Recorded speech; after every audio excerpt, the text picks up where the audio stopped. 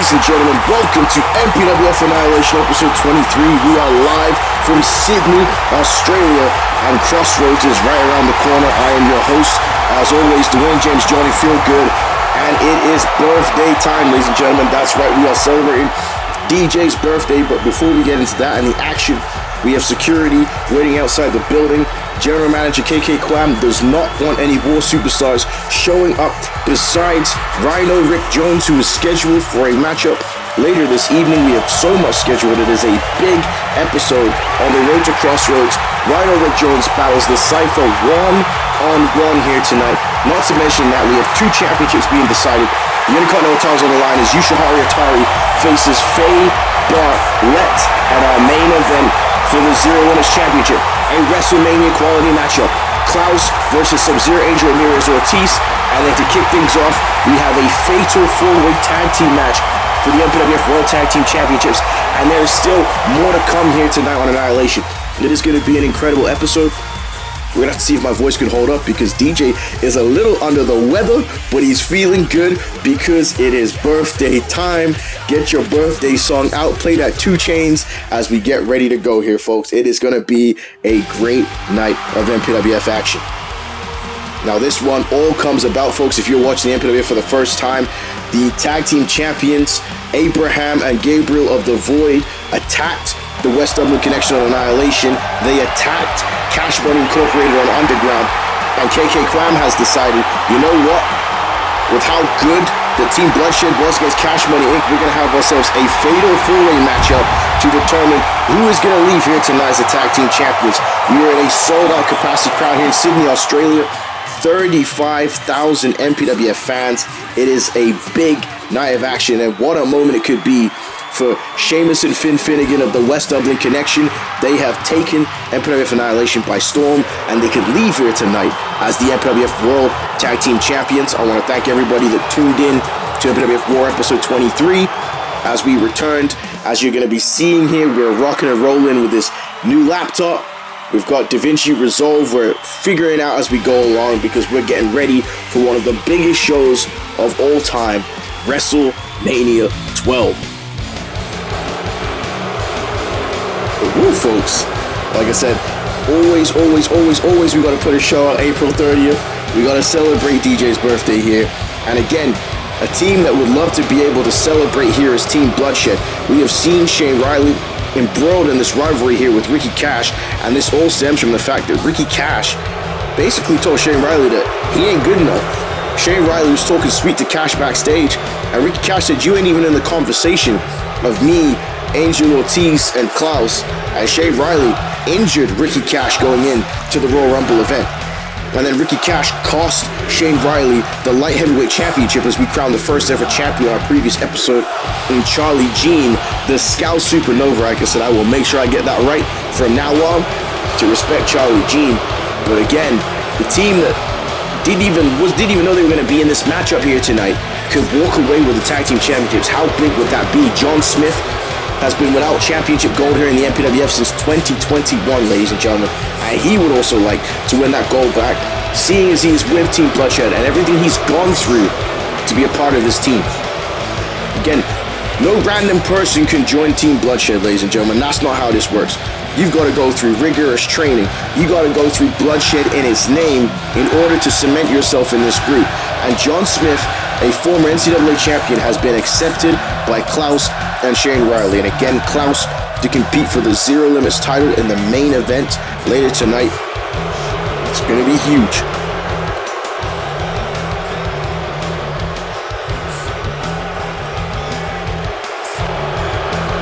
So don't mind if you hear the holes in the background.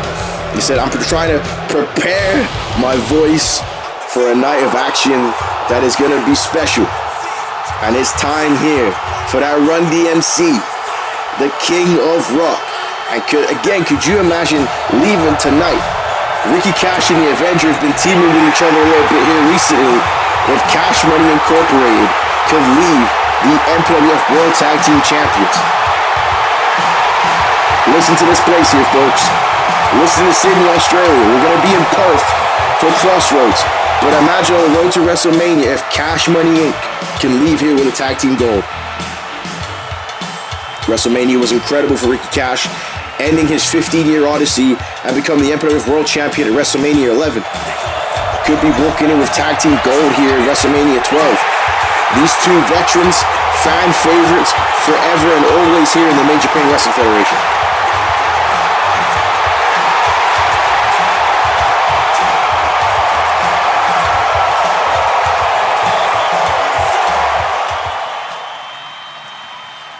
So we got a lot of entrances. We got a lot of people to come out here, folks. We got 8 wrestlers to come out here tonight. But here we go. The MPWF World Tag Team Champions. They're representing the Void. We'll discuss as the night goes on as well the potential of Benson Clement competing for the MPWF World Heavyweight Championship at Crossroads. But here is his lieutenant in charge, Abraham, and his disciple, Gabriel. The MPWF World Tag Team Champions, and they've held these belts for quite some time here, turning back multiple challenges for the Tag Team Gold. And again, they're the ones that attacked everyone else in this tag team division. They're the ones that set the precedence that we are the mean machines of this division. If you think you have what it takes, you have to beat us. Abraham, the son of Systematic Carnage. Again, Gabriel, a disciple, was the wonder boy when he came in here in the World Wrestling Future in 2021. Has completely changed since being a part of the Void. They have won the war against the darkness, and they are now trying to take over the rest of the Major Pain Wrestling Federation.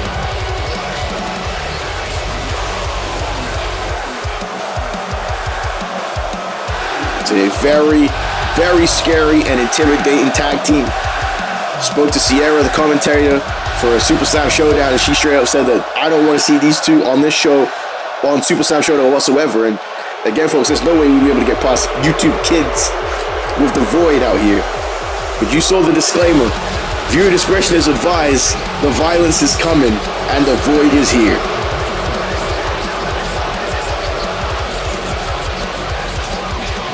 So again, this is going to be absolute pandemonium. We're going to go over the rules here before we get started here tonight. And it's 1-4 to the finish. 4 tag teams, tornado tag, which means it's going to be batshit, ladies and gentlemen. There's no other way to put it. You can't even sugarcoat it. It just means that these men are going to be going around the ring beating the living hell out of each other. Right? Again, no disqualification. It's going to be insane. And what a way to start off Annihilation. Crossroads, again, is going to be a special event. 2 elimination chamber matches. The women's number 1 contendership elimination chamber match and the men's number 1 contendership elimination chamber match. And again, that's why here tonight in front of the sold-out crowd of 35,000, we have this tag team title matchup. Because again, we're going to be all filled up at Crossroads. Crossroads is going to be insane. Destiny is going to be insane. I cannot wait, ladies and gentlemen. See, look at this. Abraham with a pile driver already to Abraham. Shane Riley with a kendo stick. You know, this one we're just going to be chatting, ladies and gentlemen, because this is going to be hard to call. There is action all around the ringside area, all around the ring. Now, we talk about the MPWF World Heavyweight Championship situation. As we saw on War, Chase Stevens and Marcus Eagle are going to go to battle for the MPWF World title. If Chase Stevens wins, he is the MPWF World Champion, and War keeps the World Championship. It's a beautiful elbow drop up the top right there by John Smith. Now, if Marcus Eagle retains the title to continue his punishment tour for everything that the Generation of Scum has done, he will face Benson Clement and Marcus Eagle in a triple threat match. And what I meant to say before that is if Chase was able to win the championship, then it would just be Christopher versus Marcus, one-on-one. For everything that Marcus has done, running over his father, brother versus brother. Again, it sounds like absolute craziness, but believe me, it all makes sense, folks. It all makes sense. It's going to be incredible to play out. So now you see, look at this. Shane Riley going after Ricky Cash there in the ropes. And the Avenger now throwing Finn Finnegan and catching with the clothesline. Got Abraham and John Smith battle on the outside of the ring. And I talked about that rivalry between Ricky Cash and Shane Riley, which has been blossoming here on Annihilation. And they're going after each other over everyone else in this match. Again, with this many participants in this ring, I don't know if the darkness powers or the void powers, you can take that the way you see it, have it the way you want it, work in this matchup. There's too many bodies here. So now look at that. John Smith going for the cover on the Avenger. Abraham after Finn. And like I said, Ricky Cash and Shane Riley still beating the living hell out of each other. And now Abraham has Finn Finnegan up in a powerbomb position. And a clothesline sends John Smith to the outside by Gabriel. And now, Abraham throws Finn Finnegan face first into the turnbuckle. Gabriel on the top rope here to go. High risk. We got kendo sticks flying across the ringside area to clothesline to the outside there by Gabriel. So, one thing I really appreciate about KK Quam and something we've seen Brian Adams doing recently is these men ain't afraid to book some crazy matches. See Brian Adams doing that on Destiny. It's going to be a triple threat steel cage match for the CAW World Heavyweight Championship between Chris Champ, Shane Carter, and Lamar James Jackson, which is easily a WrestleMania main event. So you could only imagine what's going to be cooking for WrestleMania if that's what's taking place at Destiny. And now look at this, the Avenger.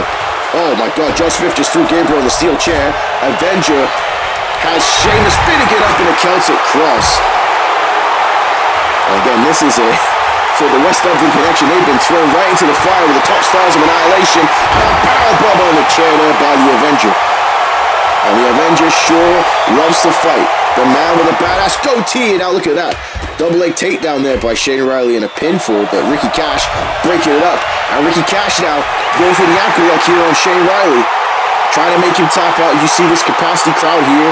35,000 strong. The Avenger in control. And John Smith now. And look at this launching the Avenger. Those two men had an incredible matchup in MPWF Underground with John Smith and the Avenger. And John Smith saving Shane Riley here. And look at that German suplex there by Smith.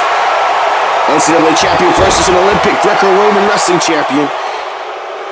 And now John Smith has Ricky Cash. And now throws Cash to the outside of the ring here. And now wait a minute, look at this here. And now, oh my goodness gracious me. The high-flying skill of the West Dublin connection as they dove off the top turnbuckles on top of the void. And now, wait a minute, look at this. Sheamus with a bitter end there on Gabriel. Abraham, though, into the void on Finn Finnegan. And again, now this is back and forth here between the two teams on this side of the ring. And now Abraham with another into the void. The tag team champions in control. Wait a minute. Oh wait, that's Christopher Eagle. And Eagle just smoked Abraham with the herb.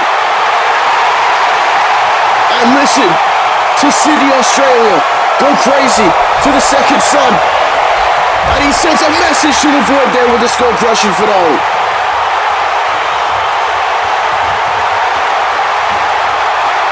Christopher Eagle sending a message to the void. And you know that Benson Clement ain't going to be happy about that. But meanwhile, on the inside of the ring, double suplex there by Team Bloodshed. And now Ricky Cash here, popping those Olympic hips there with the German suplex. I'm going to call it a Greco-Roman German suplex. But now, oh wait, jump kick there by Shane Riley. And Riley not paying attention to the Avenger. These two teams specifically have been going at it for months here in the MPWF. And could you imagine if the Void was to not get pinned and lose the tag team titles? Ricky Cash bleeding though. Clothesline of John Smith. Shane Riley. Oh, the Avenger distracting him there. And there's a net breaker by Ricky Cash. And that's the veteran experience there of Cash Money Incorporated. And it could be time for Cash Money Inc. to become the tag team champions. As there's now the three backbreakers. No, it's straight into the brogue kick. And now here it comes. Ricky Cash with the ankle lock. And we're going to have new tag team champions right here on Annihilation.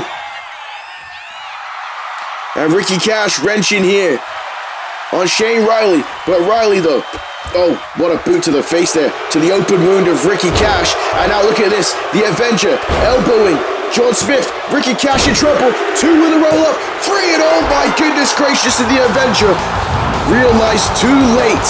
And we have new MPWF World Tag Team Champions to start the show.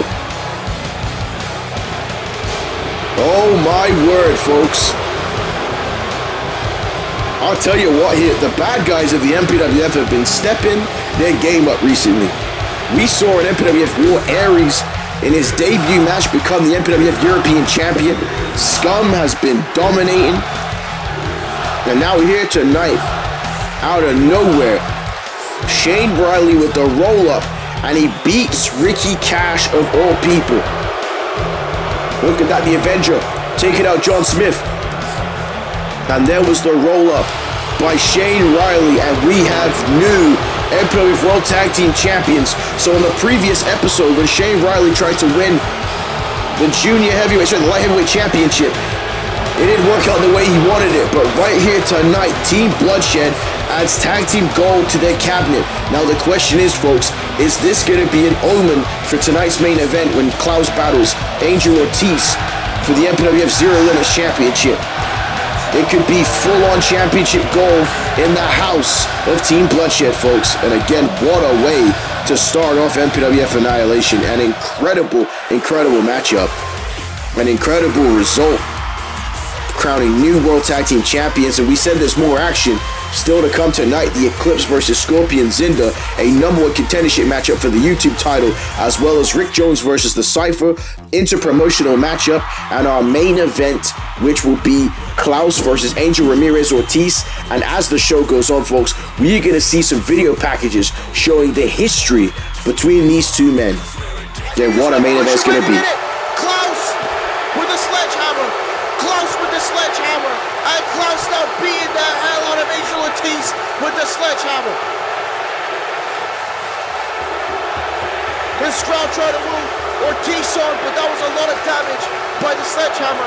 And Klaus now has Ortiz in the Scorpion. Oh, wait a minute. Oh, wait a minute. And he just Scorpion him on the sledgehammer. Oh my God. We need help for Ortiz. We need help for Ortiz. That was a Scorpion on the sledgehammer. And Klaus telling the referee to give him the title. My God, is Ortiz okay? Is Ortiz okay? And Klaus is going to walk out with the MPWF World Heavyweight Championship.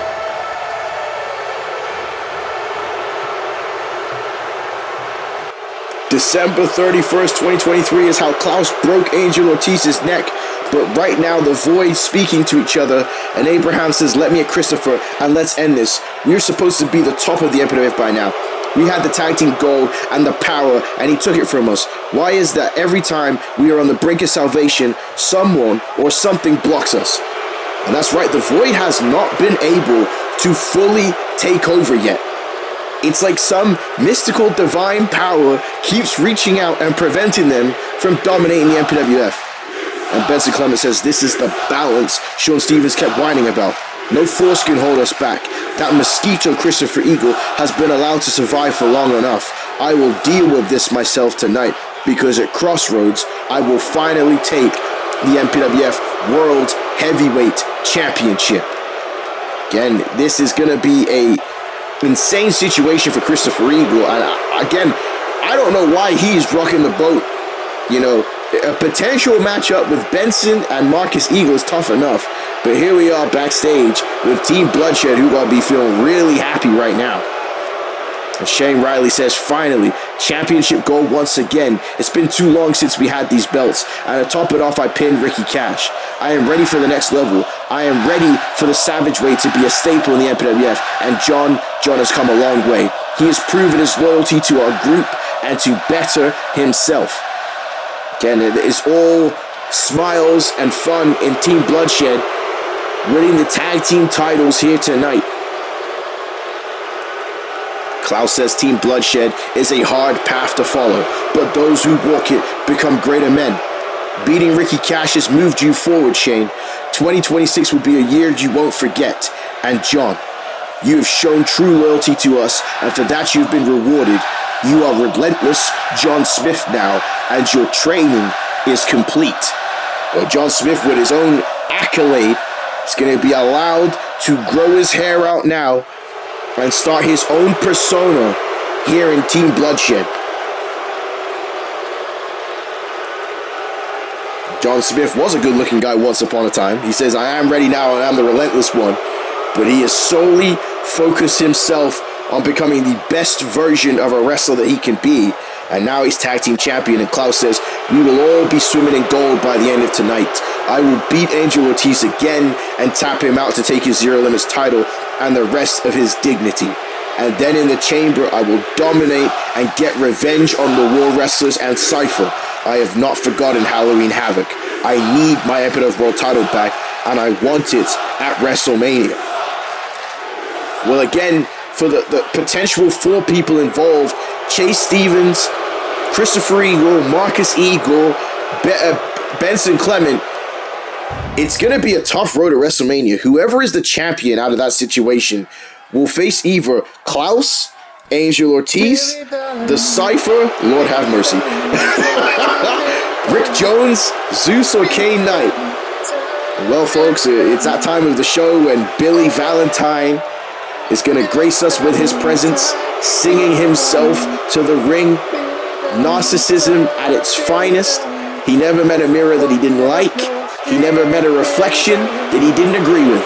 Billy Valentine, the Core Challenge winner, finally no longer coming out with a Core Challenge title belt, but will meet his rival and arch nemesis, Dragonheart, in the first ever pinfall only match in the MPWF, which means the only way to win the matchup is by pinfall, because Billy Valentine has been yet to be pinned 1, 2, 3 here in the MPWF.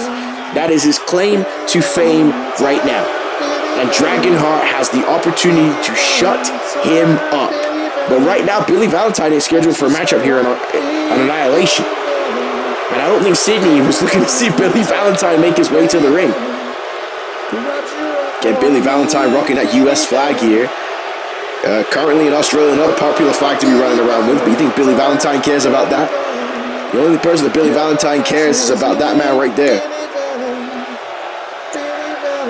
So you got the platinum blonde hair with a black beard, so, you know, what's his natural hair color? You can take that the way you see it, the way you want it. Right now, this Australian crowd is raining down boos on Billy Valentine. Valentine says, you know, I find it interesting that I am the Core Challenge winner, bodacious Billy Valentine, yet I'm not given promo time on every episode of Annihilation. Instead, I have to waste my time with another match against Dragon Boy. I admit that I joined Annihilation to cause Dragon Boy pain and suffering, but I'm bored with him now. Bodacious Billy Valentine. Well, it's good that you're bored of Dragonheart. I think Dragonheart wants to get away from you, Billy Valentine. This has been going on since SummerSlam. And he says, yes, Dragon Boy is predictable and garish and hasn't learned that he cannot end my undefeated streak. He cannot pin me. And at Crossroads, it will be time for him to go back to 2K24 and disappear like his online servers. And then it's time for me to achieve something else. To achieve Billy's special moment. With Billy Valentine certainly throwing it to Dragonheart. And again, his name is Dragonheart, not Dragon Boy. But what is bodacious Billy Valentine's special moment? He says, WrestleMania is almost here, and my star-defining moment is coming. I have plans in place to shock the world, and I'm going to give a preview tonight. I am issuing an open challenge to any unworthy man in the back to be my warm-up match before I beat Dragon Boy at Crossroads and move on to WrestleMania 12. Billy Valentine with an open challenge, and how much you want to bet that he's probably paid some local talent to come out, paid a child or something, come beat up. It's the type of stuff Billy Valentine's invested in. You know, who is going to answer this open challenge against bodacious Billy Valentine? Oh my goodness. Well, this man certainly ain't bodacious, but he's the destroyer. You know, Billy Valentine might get pinned before Crossroads, because there is T-Dot, and that is not who Billy Valentine was looking to answer his challenge here tonight. Oh my goodness. You know, it is DJ's birthday tonight as we are celebrating here. And you know what I would love to see is T-Dot to hit fatality on Billy Valentine and send him straight to the gulag here tonight, folks. It would be incredible. Now, this is certainly not who Billy Valentine was hoping was going to answer his open challenge here tonight. See, Billy Valentine even arguing the referee right now. This is what open challenges Billy Valentine. But I don't understand what you don't get. Who did you think was coming out? You know, KK Crown had a hand in this. General manager had to have had a hand in this.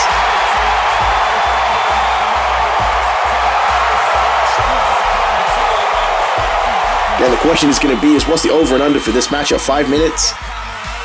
4 minutes? How on earth is Billy Valentine going to beat T-Dot here tonight?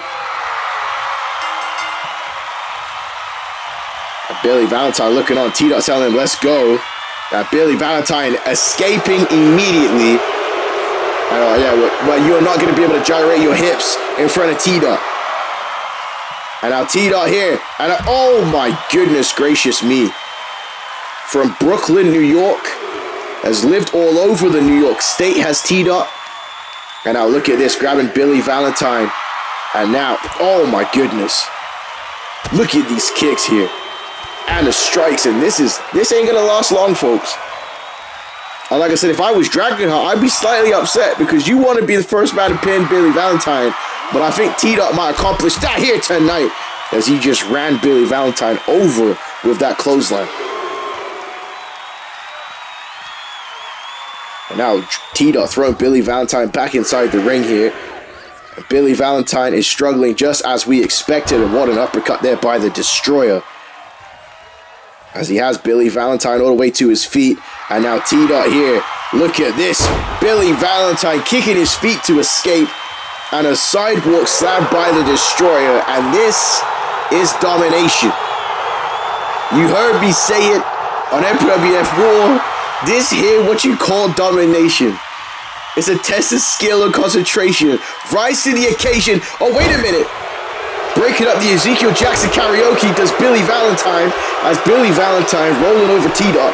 We're going all the way to the top rope here. And now Billy Valentine. Oh, no. He went for the knee drop. And T-Dot showing his agility as a big man. T-Dot almost qualified for the Elimination Chamber matchup on our previous episode. He had a slight run in there with Max Payne. Max Payne questioning T-Dot. And you know, T-Dot is going to take that frustration out here on Billy Valentine tonight. But Billy Valentine. And oh, there's a zigzag by Valentine. And now, wait a minute, look at this here. Billy Valentine there doing that D-Lo leg drop. Well, when's D-Lo Brown going to show up in the MPWF, folks? Yeah, I'll tell you right now. D-Lo Brown and X-Pac was my favorite wrestlers in like 1998. Like Kid DJ Johnny Feelgood, chest protected D'Lo Brown, the European Continental Champion D'Lo Brown, and X-Pac was like my favorite wrestlers. No word of a lie, folks. And there's a knee there by T-Dot and a big clothesline. Big clothesline by T-Dot. 1998, 1999. I know someone's going to fact check me on those years, but I'm just telling you, it's like Kid DJ. That's who I was about. And now look at that. Going to the legs there was Billy Valentine. And Valentine is doing quite well right now. Billy Valentine withstanding the offense. And I'll tell you what, though. And I've said this before about Billy Valentine. This is all a charade. This flamboyance, these weird gyrations, the speaking, it's all a charade. This is a great technical wrestler, is Billy Valentine. And he does this to throw off his opponents, to have the mental advantage over his opponents. The problem is with a guy like T-Dot is that type of stuff don't phase T-Dot. Because T-Dot is a monster, is a destroyer. He throws fists first and asks questions later. But right now, Billy Valentine is performing better than I expected. He has worked at that leg. Again, something he likes to do a lot. And now, wait a minute, look at this. That kick to the midsection that dropped T-Dot, got right in the solar plexus. Again, pinpoint accuracy by Billy Valentine. And now Valentine here with the figure four leg lock. And this right here sent Serenity to the hospital. And we haven't seen Serenity since the Royal Rumble. That is how dangerous that figure four leg lock is in the ring post. And Billy Valentine just applied that on T-Dot. And could you imagine if right here tonight, Billy Valentine was able to defeat T-Dot on this episode. And now look at that, T-Dot holding that right knee. And now look at this, switching to the left knee. Very smart there by Billy Valentine. I know what you're thinking, why would he stay with the same leg? T-Dot's a big man, you gotta work on both of them.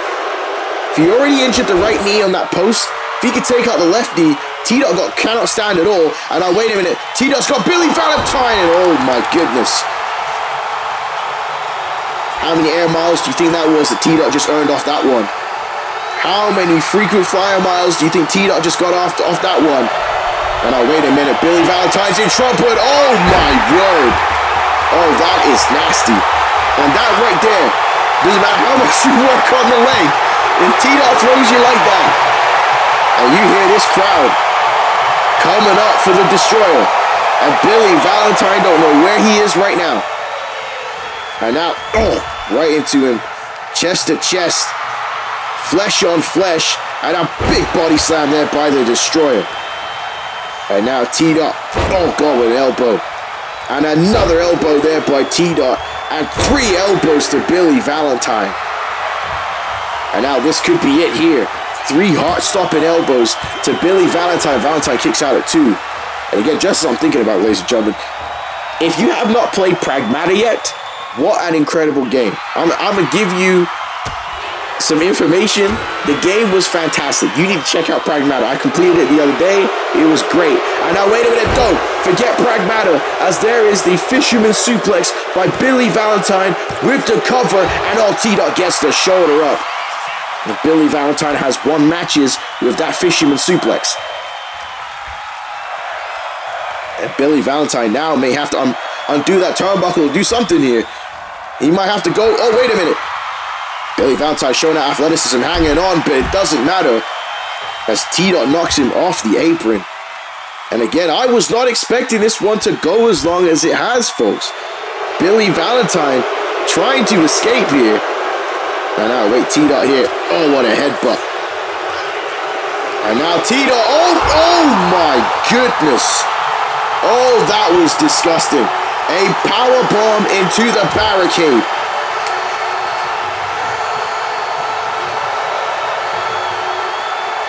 And that's it, folks. That is it. And now, wait a minute. And a choke slam. T-Dot with the choke slam to Billy Valentine. And I'll tell you right now, Max Payne was damn wrong about T-Dot. And wait a minute. Billy Valentine fighting for his life now. And look at that leg trip. And wait a minute. Where the hell's Billy Valentine going? Where the hell's Billy Valentine going? He's running away. Oh, come on now. Billy Valentine escapes being pinned again here tonight with a double count-out victory as he was getting his ass whipped. Oh, wait a minute. Oh, Dragonheart walking Billy Valentine back to the ringside area. And these two are going to go one-on-one at Crossroads, and Dragonheart says, where do you think you're going, Valentine? No more running. No more sneak attacks. This is a preview of how trapped you are going to feel at Crossroads. I'm coming for you, and I'm ending this. No Dragon Boy here. Dragonheart is going to kick your ass. Well, wait a minute here. This is a message by Dragonheart to end this with Billy Valentine. And Valentine, oh, he's running to escape. He's running to escape, a fatality. Billy Valentine running to escape. Dragonheart gets hit with a fatality, and there is the blue arrow. And there will be nowhere for Billy Valentine to run at Crossroads.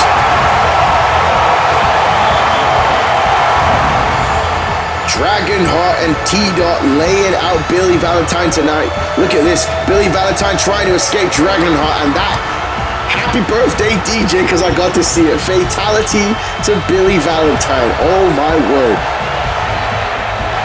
Dragonheart and T-Dot making DJ's birthday feel special tonight. But can Dragonheart get the job done at Crossroads? It's going to be a hell of a matchup between those two men. They are one-on-one. Dragonheart winning Billy Valentine winning at SummerSlam, but here we are backstage. KK Quam and the Cypher, who will meet Rhino Rick Jones later tonight. And Quam says, well done, kids. You rose to the occasion last episode and got the job done. There was no way it was going to be easy to beat Max Payne, but you manage it. I have a lot of respect for you. Not a lot of wrestlers these days can go through what you did last year, dealing with CJ Parker, winning the King of the Ring, and dealing with Marcus's Money in the Bank cash-in. You grit your teeth and got the job done. And that's right, the Cypher has been through a lot in the last calendar year here at the Major Pain Wrestling Federation. Cypher says, I appreciate it. And you know, I have nothing but respect for you. But the job ain't done yet. Tonight it's Rhino Rick Jones. And best believe I'm getting the dub for Annihilation. And then it's the Elimination Chamber. I'll never lie to you or anyone. And I'll look you dead in the eye right now and say I am winning the MPWF World Title back at WrestleMania. I just need to know if God is on my side. Because I need Marcus to be the champion. Well, you said the Cypher, a God-fearing man, wants Marcus, wants him to survive. He says, for me, it has to be him at WrestleMania. 5 years in the making, but enough about me. When are you going to bring the fight to Max Payne? You the GOAT. His disrespect is unacceptable. The Max Payne problem won't go away until you fight him. I know it's crazy, but it doesn't have to be a sanctioned match. Fight him. Well, again, we know the Cypher is another wrestler, like T-Dot, that will fight first and ask questions later. And I don't know if it would be wise for KK Crime to fight Max Payne when he says, believe me, kid, I want that more than anything. But I am the GM. I'm trying my best to not put my hands on him. I've got a lot on my plate, running the show, watching out for war wrestlers, trying to get the MPWF World Title back on this show. And again, that's right, we've usually got security right now outside the building. And Cypher says, let me worry about bringing the MPWF World Title back to Annihilation. Sometimes none of the other stuff matters. You gotta be a man first. Max has been messing with you since New Year's Revolution. He dropped you at the 2024 Royal Rumble. He took out Tyrone Fitzgerald and caused havoc on your show. You cannot let that disrespect slide anymore. Yet it is a lot to think about for the general manager KK Quam and this situation with Max Payne.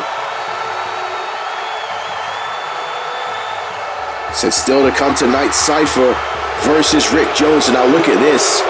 The world champion Justice Fitzgerald with Joan DuPont. And she says, you don't have to like me, Joan, but it's as I've explained. The only person you can rely on here is yourself. I'm sure you and Faye have respect for each other, but what does that matter if you are a champion or in a big match at WrestleMania? Faye has the Intercontinental Title already. Has she given you a title shot? Absolutely not, because she knows you could face me in a big money match at WrestleMania. Well, Justice is stirring the pot as always here, folks.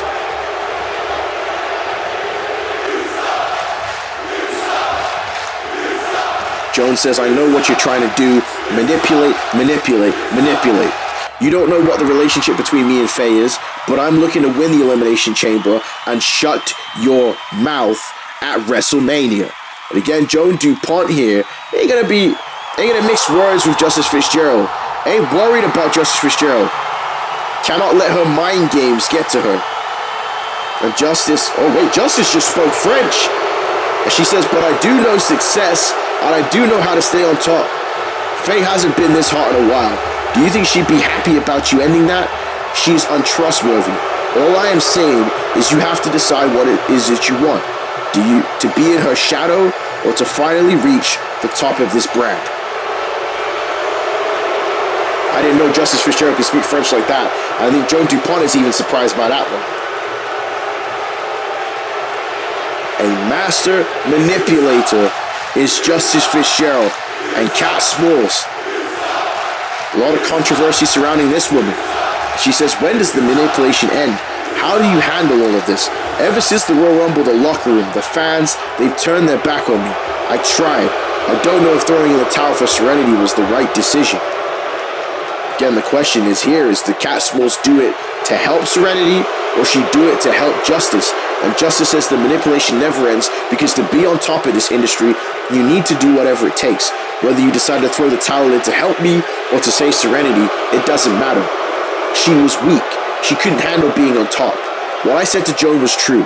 If she wants to get to the next level, ditch Faye Bartlett. it just works out in my favor as well. Learn well from me, Cat. Well, again, a lot of manipulation, and there's no one better at it than Justice Fitzgerald.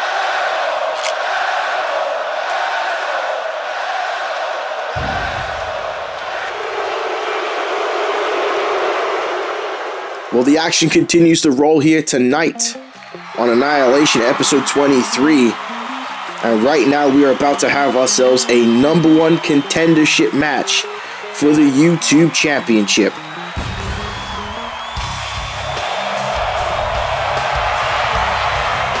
And here is MPWF veteran, The Eclipse. One of the best talents the MPWF has ever seen. A man that put the YouTube Championship right here on the map in the Major Pain Wrestling Federation.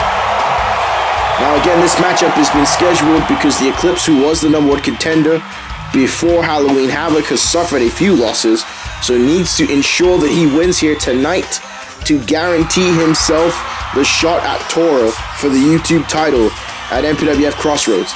And what an incredible matchup that would be. We have seen the Eclipse embroiled in a rivalry with Richard Hawkins and Toro over recent months here. It could come to a head at Crossroads right before WrestleMania, folks.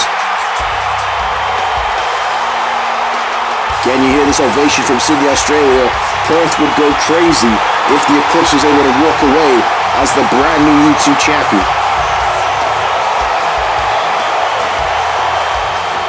But his opponent has something to say about that with a major opportunity on the line here tonight.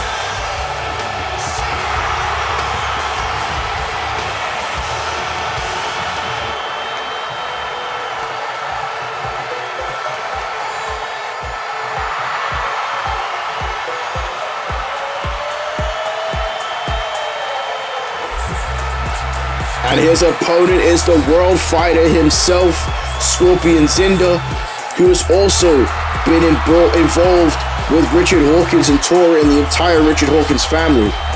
We know that Richard Hawkins wants to, what would you say, recruit? Recruit is probably the best word. Recruit Scorpion Zinda to the Richard Hawkins family. Everyone here, me, KK Quam, Richard Hawkins, the Eclipse, have seen the potential of Scorpion Zinda. Scorpion Zinda's biggest problem is that he hasn't been able to stay consistent. One random episode, he'll pick up one of the biggest wins of his career, and then he'll lose the next. Again, on Underground, he had a great match against Paragon J. Pierce, which he was successful and beat Paragon J. Pierce.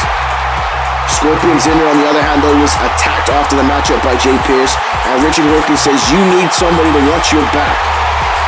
Scorpion Zinda has never strayed to the dark side of the Major Pain Wrestling Federation, but we have seen him get a bit more aggressive, and he's going to have to bring that aggressiveness here against the Eclipse. A big opportunity on the line coming off of the heels of a victory on Underground. If Scorpion Zinda can win tonight, he will go on to face Toro for the YouTube Championship at MPWF Crossroads. Got two men here, very similar in stature and size. Eclipse with more weight and, again, age and experience than Scorpion Zinda. Zinda wrestled a lot on the independents, as we've discussed before. A former MPWF World Tag Team Champion with Marcus Eagle, of all people, as a part of Generation X.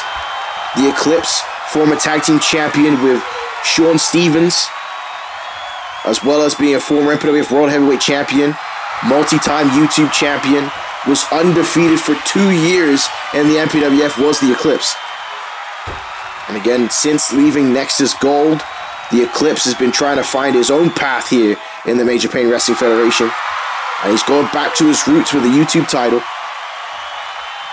I'm sure the Eclipse sees himself in Scorpion Zinda. As Zinda now around with that waistlock here on the Eclipse. So you see the flag of all the places in the world that Scorpion Zinda has wrestled before making it to the Major Pain Wrestling Federation. And he's right here in Sydney, Australia, battling a veteran and a legend of the game. You see, this is great wrestling here to start off this matchup. A nice reversal there and a fireman carry by the Eclipse. And now working at that arm here. Again, both these men feeling each other out here before this matchup. Gets really going here tonight. Nice wrenching goes the Eclipse there. keeping that shoulder stuck on Scorpion Zinder. Now Zinder having to fight back, and this is what I was talking about. The aggressiveness of Scorpion Zinder that we've seen recently. Before, Scorpion Zinder would try to out-wrestle his opponent, but since at least hearing from Richard Hawkins, Zinder has realized that he's got to get more aggressive. And maybe that is what's been affecting his consistency here in the Major Pain Wrestling Federation. Now look at that knee right to the face there. Goes Scorpion Zinder. And Zinder now twisting at the neck of the Eclipse. Again, not working on a shoulder or a leg, working at the neck. You see even the facial expression there of Scorpion Zinder. He knows how big this moment is, but then got out-juked there by the Eclipse. And now, look at that. The Eclipse has a lot of power, ladies and gentlemen. And he will use it to his advantage in this matchup. As he sends Zinder off the ropes and a flying elbow there by the Eclipse. The Eclipse was a mystery back in the day, but we know all about him now. And we know his motivations. He's now went back to that collar elbow tie-up now. And oh my goodness gracious me. He just drove Zinder face first into the mat. And now the Eclipse here, look at that cross-arm bar here on Scorpion Zinder. And Zinder having to escape immediately, because if he was caught in that move any longer, that could have been the end of this contest and the end of his hopes of going to Crossroads. And now look at these kicks here by the Eclipse. And oh man, what a forearm dropping down Scorpion Zinder. So Richard Hawkins and Tora are definitely going to be in the back watching this matchup. Definitely going to be paying attention. I'm sure they have a game plan for both men in this matchup. The Eclipse slowing this matchup right back down to a pace that he can manage. We know that Scorpion Zinder can up the tempo at any time. And now again driving Zinder face first to the mat. And the Eclipse is performing an excellent game plan here, ladies and gentlemen. This is, again, the skill that you have for years of experience, and what a forearm there by the Eclipse. And now the Eclipse wants to end this one right here and now. The longer this goes, the more it may favor Scorpion Zinder. As the Eclipse now hooking the leg here to end this one right now with the cover. 2, and Zinder gets the shoulder up.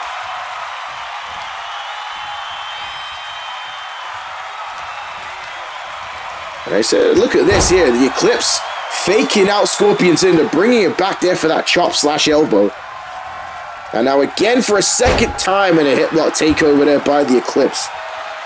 Again, this is mastercraft wrestling that we are witnessing here by the Eclipse. But look at that. Zinder with a boot to the face. And now Zinder, look at the athleticism of that springboard crossbody. And again, it is moves like that out of nowhere that Scorpion Zinder can drop on his opponent. But the Eclipse now able to escape and blood an STO takedown there. Step over toe hold by the Eclipse.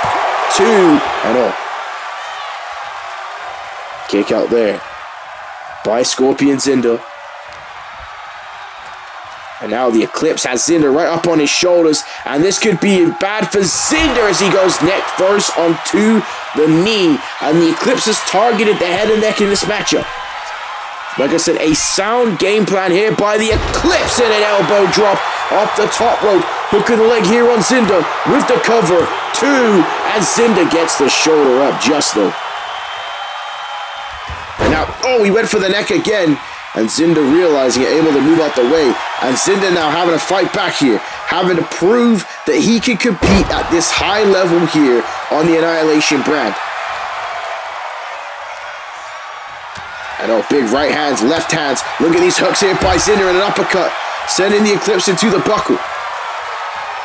And now, wait a minute. Zinder now going to bring that Lucha into a DDT there. Beautiful by Scorpion Zinder. And that's the offense he needs. And now Zinder going to go for the Blue Thunder Bomb. And there's the power of Scorpion Zinder with the cover. 2. And the Eclipse gets the shoulder up. Like I said, I want to talk about the fact that Scorpion Zinder has kept the pace the same here. He has increased the urgency, but Scorpion Zinder not rushing. Even though he was suffering offense from the Eclipse early in this matchup, Scorpion Zinder's confidence has risen. And you have to ask the question, is that because of what he has heard in the ear of Richard Hawkins? Or is that his own doing? And now there's a swanton bomb and he hits it. And the Eclipse's foot is under the rope. But the referee goes for the count anyways. And a kick out there by the Eclipse.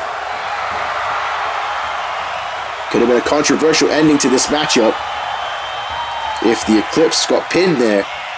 But the Eclipse now realizes he's got to fight back here against Scorpion Zinder. Now look at that.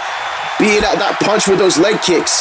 But Zinder now going to punish the leg of the Eclipse. And Eclipse fights back and now, oh God, what a clothesline. The Southpaw working here tonight. And with the cover, 2, and Zinder gets the shoulder up. What a great fight this is here tonight on Annihilation episode 23. We are live from Sydney, Australia. It is DJ Johnny Feelgood's birthday, and we are getting a fight.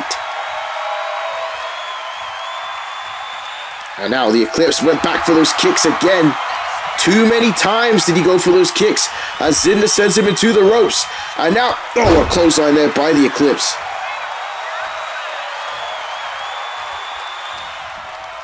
And now sends him into the referee and another STO. And now the Eclipse here, gonna go for the Boston Crab here, but Scorpion's in to grab the rope immediately. And you see now, Zinder using those ropes to hold himself back up, and no, Zinder moved out the way there. And now the Eclipse sent it to the buckle, and oh my God, what a boot. That could be it. That boot just exploded the Eclipse's face. And oh, the Eclipse just gets the shoulder up. And the Eclipse now checking his skull. What a boot by Scorpion Zinder. And this crowd here showing their appreciation for this matchup. And again, Scorpion Zinder usually would have dove to the outside of the ring on his opponent. But again, going for the throat thrust in the ropes. Scorpion Zinder now going to the top rope. The Eclipse is still figured out what just happened from that big boot. As Zinder now going to go high risk here. And he goes with a moonsault, and the Eclipse able to get out the way. And now, here it is, total eclipse. And a great effort by Scorpion Zinder here tonight. Oh, wait a minute. Scorpion Zinder saying, I ain't giving up just yet. And the Eclipse now in shock here. As Scorpion Zinder is still continuous, and you see those leg kicks having their effect. What a slap there to the face by Scorpion Zinder. And now the Eclipse with a knife edge chop. And now the Eclipse, no, he blocks it and hits Scorpion Zinder. And a big knife edge chop. And Zinder now fighting back here. This crowd loving this matchup between these two men. Putting on a show here tonight on Annihilation. And again, Zinder fights back and oh my goodness. A roaring elbow there by the Eclipse. I know he's going for the cover. He might have knocked him out with that shot. 2, and no, Zinder gets the shoulder up again. And the Eclipse got to be questioning to himself, what is it going to take to beat this man here tonight? And that right there was a flying savate kick there by the Eclipse. So what action this is tonight? We still have Rhino Rick Jones versus the Cypher. The Intercontinental Women's Championship is on the line. The Zero Limits title is on the line in our main event. And now the Eclipse trying to figure out a game plan here against Zinder. And now look at that rebound clothesline there. Trying to tear Zinder's head off. And now he's gone to those kicks too many times. Zinder has him scouted now. And now Scorpion Zinder here. Surprising the Eclipse, and there's the roll-up. Roll-up. 2. No. Oh, Scorpion Zinder almost became the #1 contender. And now Scorpion Zinder, if I was you, I'd line up one of them kicks again. And now, wait a minute. Oh, what a jawbreaker there by the Eclipse. And now, too many times. The Eclipse has gone for that kick too many times. And now Zinder with a flying drop kick. And Zinder now, if he can hit that standing 450 splash, he can beat the Eclipse, and no, Zinder missing there. And now the Eclipse has Zinder, an atomic drop. And that one has a major impact for Scorpion Zinder. So folks, this is why you need to check out MPWF Underground. You can see you see what Zinder's bringing to this matchup tonight. He brings this action to MPWF Underground almost every episode, but he doesn't want it to end here tonight, as the Eclipse now is going to be going for the full moon, the razor's edge here, and bam! That is it. That is it. Head first goes Cinder to the ground, and the Eclipse will challenge Toro at Crossroads.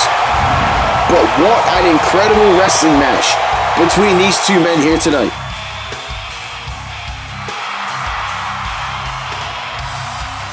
Folks, that is what I'm talking about.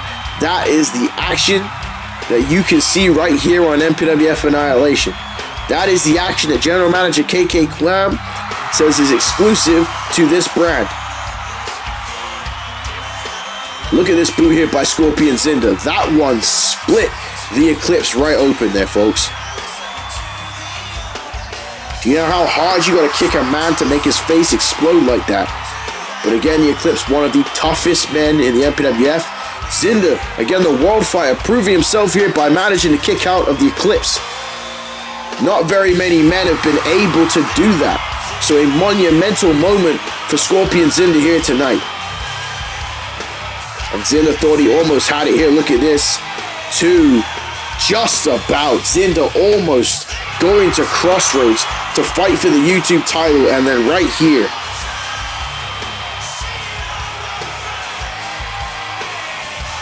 look at the back of his head bounce over on the mat, and then Zinder, eyes rolling in the back of his head. He was done there. And the veteran is going to Crossroads. What a one-on-one matchup it's going to be. The Eclipse versus Toro. Now the referee giving the Eclipse a towel to wipe off the blood because Zinder is staring in the ring. Unfortunately for Zinder, again, he failed, but again, he's got nothing to be ashamed of. The Eclipse is a former MPWF World Heavyweight Champion, and you brought the fight to him here tonight. Again, listen to Sydney, Australia. They are showing respect to Scorpion Zinder here, and the Eclipse says, Scorp, I know that right now in your career, that joining the Richard Hawkins family may seem tempting. Seeing groups like Scum with your old friend Marcus in it seems tempting because of the quick rise to power. But you are beyond good at this. You have everything it takes to succeed here in the MPWF. You gotta keep fighting. You have to bring the pain like you did here tonight. And I agree with the Eclipse. I honestly think for Zinder, it is just match after match after match. And I think he will improve on that consistency. I think he proved himself here tonight on Annihilation. But oh, wait a minute. Zinder walking away now. And again, there's a lot of frustration there because Scorpion Zinder, as much as me and you are saying that was a good effort, Zinder's going, I'm not the one going to Crossroads to fight for the YouTube Championship. Oh, wait a minute.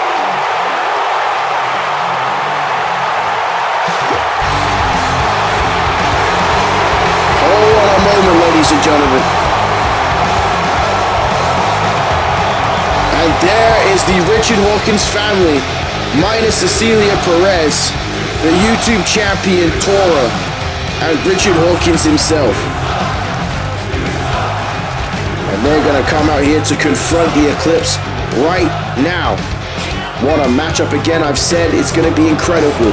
Tora versus the Eclipse at Crossroads. Tora has completely changed himself since being with Richard Hawkins, and for the better. Defeated the Cypher, ending his reign as YouTube champion.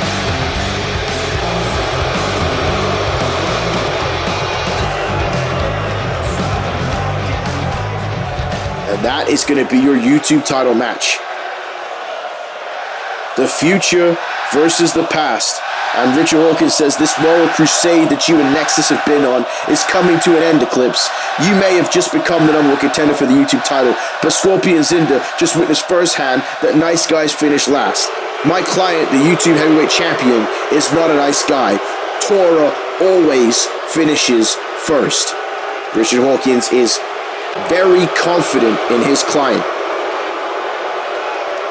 Again, Tora is a dangerous man, folks. Tora is one hell of a competitor, and this will not be an easy fight at Crossroads. Hawkins says WrestleMania is right around the corner, and Tora will be on the main card. Tora will show the world that as long as it is around his waist, the YouTube title is the most important championship in the MPWF. Congratulations on having a solid 4-star match on the road to WrestleMania to keep things interesting for fans, but at Crossroads, your time is up. Eclipse.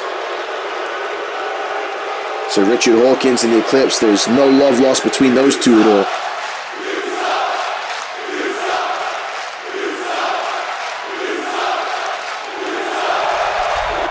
And the Eclipse says, Tora, do you speak for yourself, or is being Hawkins' puppet the best thing you can do right now? Then Tora is just sitting back and letting Richard Hawkins speak for him. But there's going to be one man in the ring with the Eclipse. And he says, Tora, I'm not one of these young kids that you could walk out here with Hawkins and intimidate. No one has ever held the YouTube title longer than I have. I put that belt on the map, and at Crossroads, I'm looking to take it back. The Eclipse has been and is one of the top guys in the MPWF as ever, and at Crossroads, I'm going to prove it. Well, folks, that was not English what I just said there. Basically, Eclipse is saying that he is one of the best guys ever in the MPWF. That sounded like a damn aneurysm trying to read that. But my goodness, folks, you get the point, though. Eclipse and Tora is going to be a hell of a matchup. You get the point. And hear the crowd. The return of Angel Ortiz.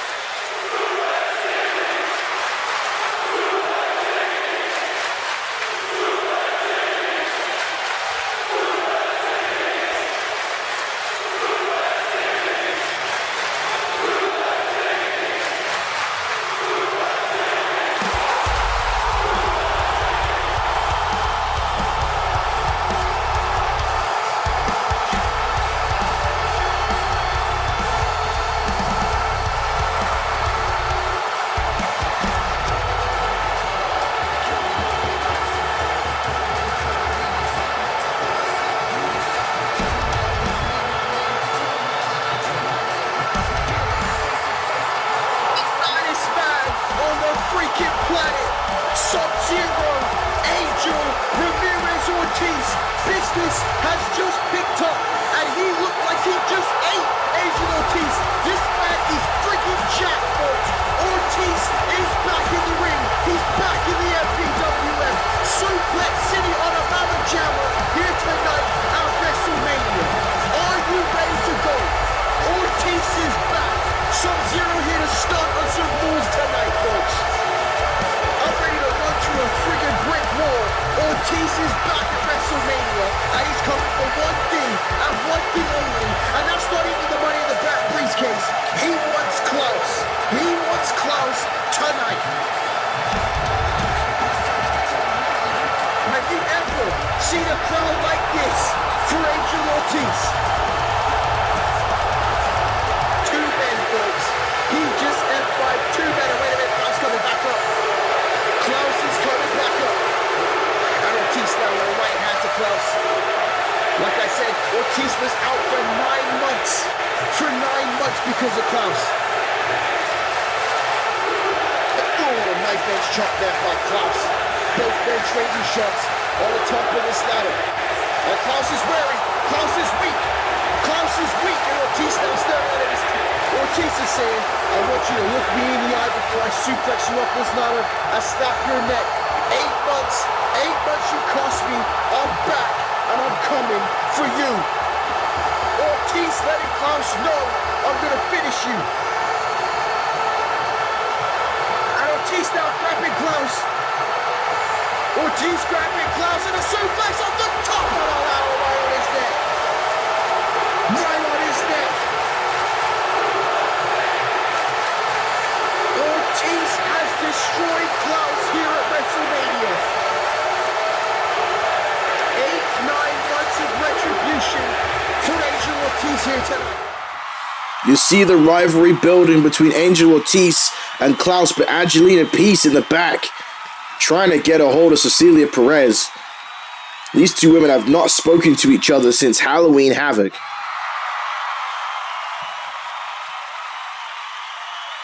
She's probably trying to do it right now whilst Richard Hawkins is with Tora.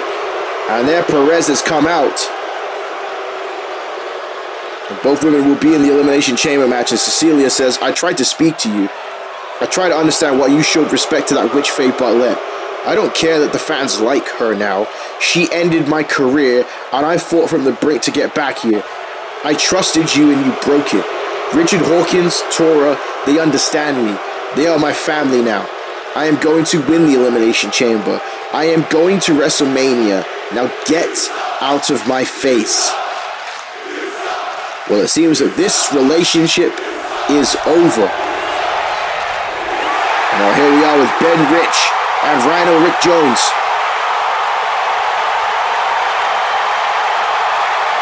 Says, hello, Ben Rich here, and at this time I am with MPWF World Superstar Rhino Rick Jones. Rhino, you have been specifically asked to wrestle here tonight by KK Kwam in a preview match against the Cypher, as you will be competing in the Elimination Chamber match at Crossroads. What can you bring to Annihilation tonight and at Crossroads? Again, Rick Jones, the only War Superstar allowed to be here tonight. That's why we have security scaling the building. And Rick Jones says, I'm here to prove myself to the world.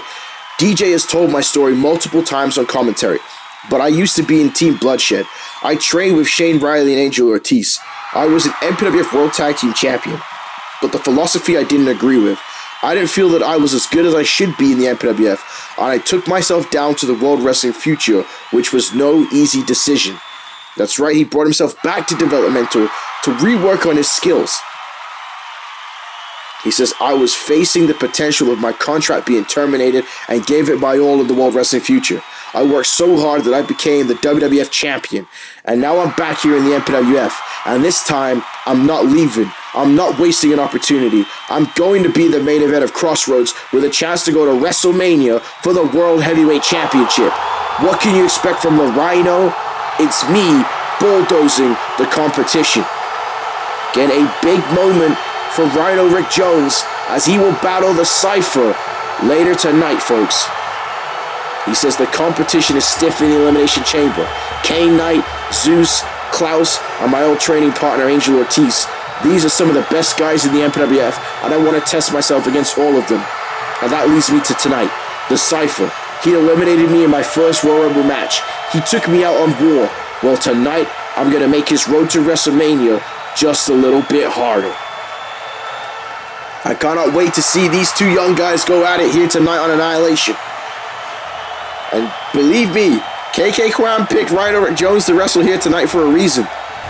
You don't think that KK Kwam is sitting there doing some contract tampering with Rick Jones? You must be out of your mind, folks. I've been trying to do some contract tampering with... Oh, wait a minute here, folks. I'll get back to that point here because we're about to have Benson Clement, and we heard earlier tonight that Benson Clement said that he is going to be out here to confront and end Christopher Eagle before Crossroads.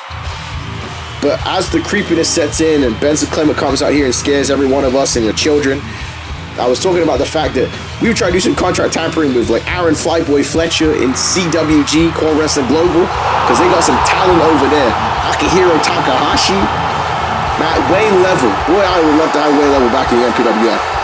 But CWG has been incredible. Again, right now you can click on the link below in the description box to see more CWG. CWG Riot Episode 1 is up on YouTube as we speak in 4K, as we are in full 4K here, ladies and gentlemen. No upscaling. It is native 4K resolution. But Benson Clement, the leader of the Void, the Prince of Darkness, the paragon of all that is evil and twisted. One sick fuck is Benson Clement, folks. Yeah, I said it. I cursed on my birthday.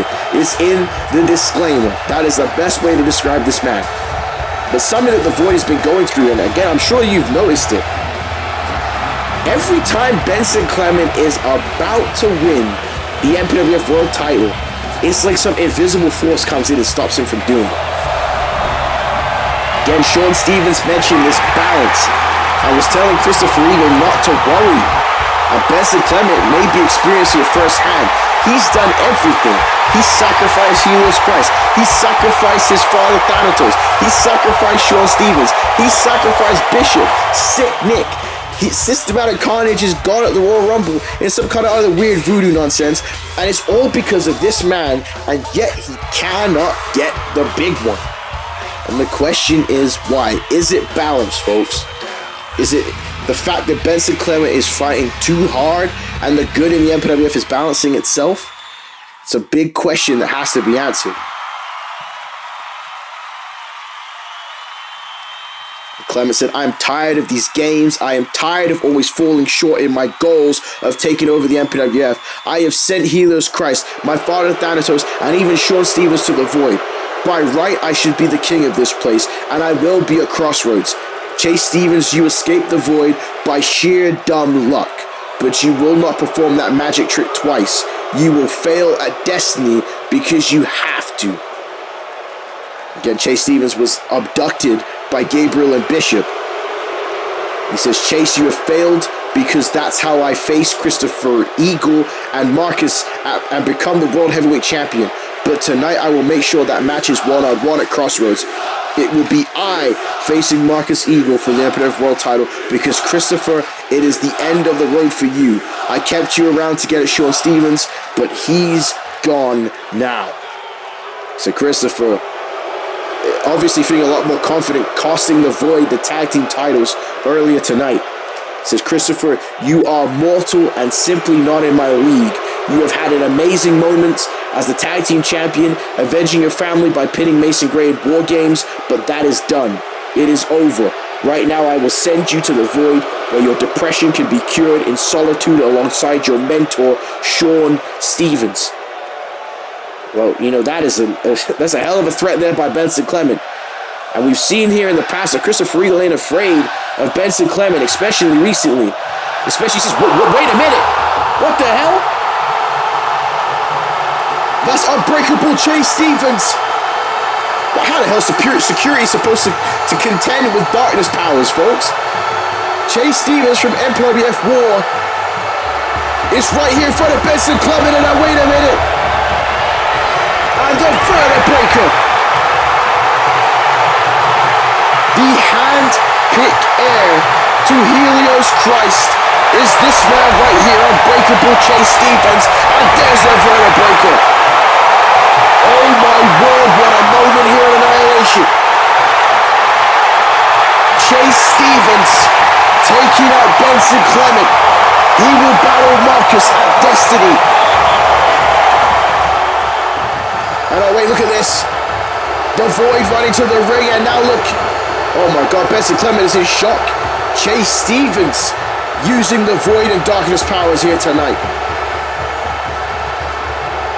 And now Benson saying, Gabriel, you and Bishop were supposed to have dealt with Chase.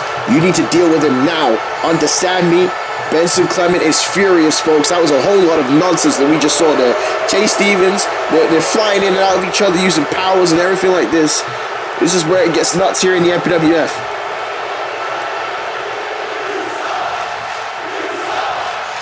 And he says, Abraham, we are fully emancipated from our father's will. It is time to tap further into your dark side and unleash your potential on everyone here. Bring me Christopher's body so I can reunite with Sean Stevens. And Morgan will take care of his pathetic wife. This game is going to end very soon. Well, that right there, I don't like that, folks. I don't like that at all. The Void is pissed off, and this might make them more dangerous than ever before, ladies and gentlemen. Ortiz coming back with these strikes, and Ortiz going, you know what, if you're going to kick out of all my moves, I'll just keep on coming. Look at that, a warrior spirit here. These grown men will have Tanahashi crying here tonight. But wait a minute. And now with Klaus.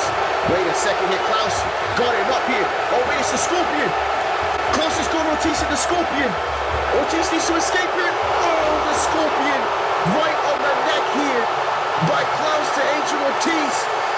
Oh, my goodness. Oh, my goodness.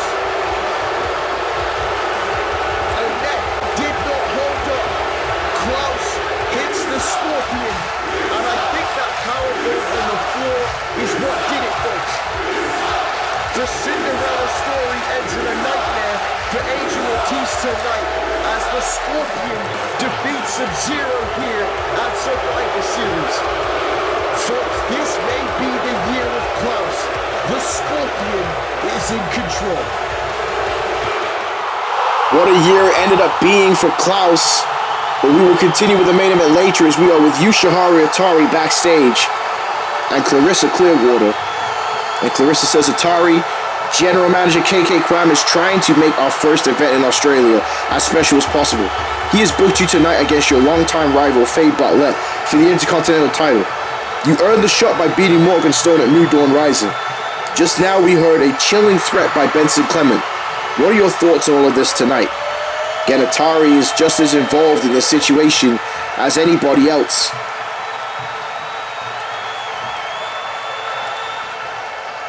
She says, Clarissa, what a massive opportunity for me tonight. I have never become the Intercontinental Champion before. The Workers' title. What a prestigious accolade. And I can get it against a woman who has done wrong to me in the past. Faye may have changed her ways, but I still haven't forgotten what she put me through when I returned here. Again, a lot of blood feud here between Yushihari Itari and Faye Bartlett.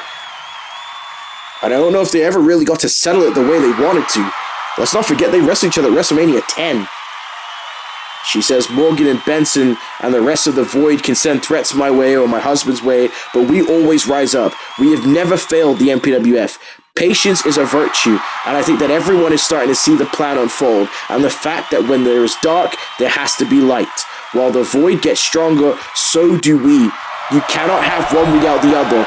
Shaw taught me that a long time ago. Well, ladies and gentlemen, are they right? We were wondering that on MPWF War. We were saying that it seems like the dark side of the MPWF, whether it's Scum, whether it's the Void, they've been taking over a lot recently. Are we seeing the balance happen right now? And it is always a battle of philosophy here in the Major Pain Wrestling Federation. But there ain't gonna be no dark side versus light side in this one. This is just gonna be a straight up fight, a preview of the Elimination Chamber match.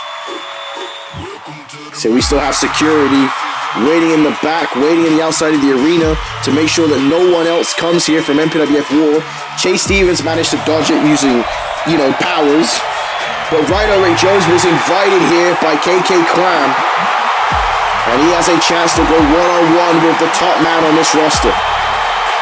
As I talked about in MPWF War, Rhino Rick Jones, again coming to the MPWF in a tough time period on the road to WrestleMania, but he has certainly made the most of it.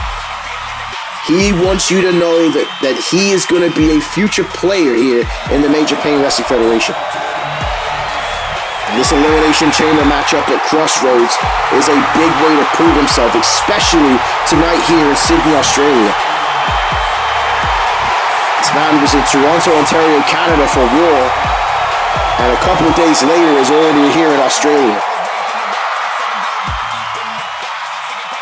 Well, I said his task is not going to be easy here tonight.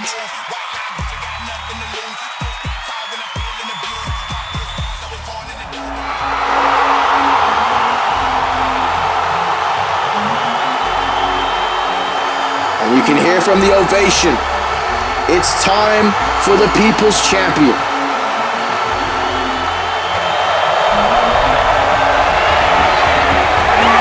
I say it every time he makes his way to the ring. I have not seen a wrestler in a long time get this fan reception from the MPWF fans. They truly believe in him. And like I said, the Cypher is not no fancy gimmick, not no crazy fancy catchphrases. He's a real human being. He connects with people on a personal level. Everyone is going through a fight. Everyone is going through a struggle. They have seen the Cypher's path to get to the World Championship that was robbed of him at Halloween Havoc. And he has one more step at MPWF Crossroads. And you can bet your ass that in Perth, Australia, he will have 70,000 people cheering him on to challenge for the World Championship. But the Cypher, putting it in the hands of God, to to hope that Marcus Eagle is the man that is the world champion coming out of Destiny and Crossroads. It would be 5 years in the making if Cypher was to fight Marcus Eagle for the world's heavyweight championship. But again, here tonight, he's got a deal with the Rhino. This is going to be an incredible matchup. Rick Jones said it in that interview earlier. Cypher eliminated him from the Royal Rumble matchup. Cypher also attacked him on MPWF Raw. Again, Cypher is a person that can dish it out and take it at the same time. So Cypher would, Rick Jones could attack the Cypher and Cypher would accept it as well. Again, Rick Jones is very lean right now, folks. He was a lot thicker when he was first here on the MPWF roster, but has really worked on that cardio. The Cypher, again, putting a bit of size on because we head into WrestleMania. He was lean as hell going into the Royal Rumble event. But everybody's getting into WrestleMania shape here as both these men wrestling here with this double wrist lock here. A nice takedown by Rhino Rick Jones. Again, Rick Jones with an MMA background. These men aren't strangers to each other. Again, let's not forget that when Angel Ortiz was recovering from his neck injury, as we've seen in the videos, the Cypher trained with him. Cypher and Angel Ortiz, former tag team champions together. Rick Jones, part of the original team Bloodshed, trained by Ivan Volkov. Both of these men trained with each other at the Sub-Zero Fight Factory. That's beat there by the Cypher. So again, not complete strangers. The first time they meet one-on-one in the MPWF here. As Cypher has Rick Jones up now face first there with a flapjack. Now listen to this place for the Cypher. Says Rick Jones into the ropes. And now goes for the Samoan drop again. Now Cypher hooking the leg here once again. A kick out there immediately by Rick Jones. And now big right hand. And nice elbow there by Rick Jones. And Rick Jones with another right hand here. And now ripcord. What a knee strike. And that one dropped the Cypher. Wait a minute. Cypher rolling to the ropes immediately. And that one would have scored some major points in a mixed martial arts fight there for Rhino Rick Jones, and a boot to the face of the Cypher here. Again, both men similar statures, as I mentioned already in this matchup. Now look at this here. Rick Jones now. Nice. Nice submission hold here to the Cypher. And now Cypher immediately having to escape with these elbows. But again, unlike the Cypher, Rick Jones has not had the main event experience in the MPWF like the Cypher has had at this point. Again, we cannot forget his matchup with Klaus at Halloween Havoc. Unbelievable contest. Arguably the best match of the year on Click Per View for the MPWF World Championship. And again, that is the Cypher's plight. He was the MPWF World Champion for about 3 minutes. And then Marcus Eagle cashed in his Money in the Bank briefcase on him. So Cypher enjoys a victory over Klaus and Angel Ortiz this year and wants to finish that again in the chamber. And now look at this, nice roll through the schoolboy, but Cypher hangs on here and there's a power bomb. And Rick Jones is struggling right now, fighting at this level with the Cypher. And now the Cypher waiting for Rick Jones to get to his rope, to his feet, because he's going off the ropes there with the drop kick. Cypher now hooking the leg here on Rick Jones with the cover, 2 and a kick out. Rick Jones is figuring out in real time why the People's Champion, the New York Kid, is one of the best right now in the MPWF.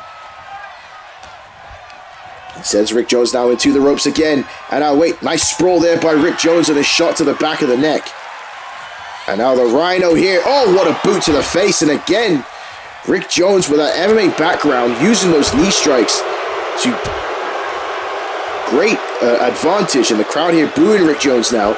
Again, fully on the side of the Cypher. What a knee there by Rick Jones. Yeah, Rick Jones now feeling confident here. Realizing that Cypher, a boxer, is weak to those leg strikes. Again, that is some insane psychology there by Rick Jones, and now 2 feet right to the face. Again, Cypher, a former Golden Gloves boxing champion, became a professional boxer, winning national titles. Rick Jones, again an MMA fighter turned wrestler. And now Rick Jones here. And I look at these boots to the face, and oh my goodness. And the crowd here is booing Rick Jones. And now Rick Jones right back to that submission hold again. And this right here is a smart game plan here by Rhino Rick Jones. So we're seeing some incredible psychological wrestling here tonight on Annihilation. And a Cypher fights back there with the elbows. And we went for the big boot. Rick Jones was able to duck underneath it. And oh, what an elbow there by Rick Jones. And Rick Jones now bringing it away from the wrestling, bringing it to striking. That's where he can now beat the Cypher with both his feet and his hands. Cypher, again, like we mentioned, is a boxer. Has hands only. And now, wait a minute, look at that elbow. And now, wait. Oh my God, what a knee. What a knee. And now the Cypher's eyes roll in the back of his head, too. And Rick Jones has sat the Cypher down here tonight. What a knee strike.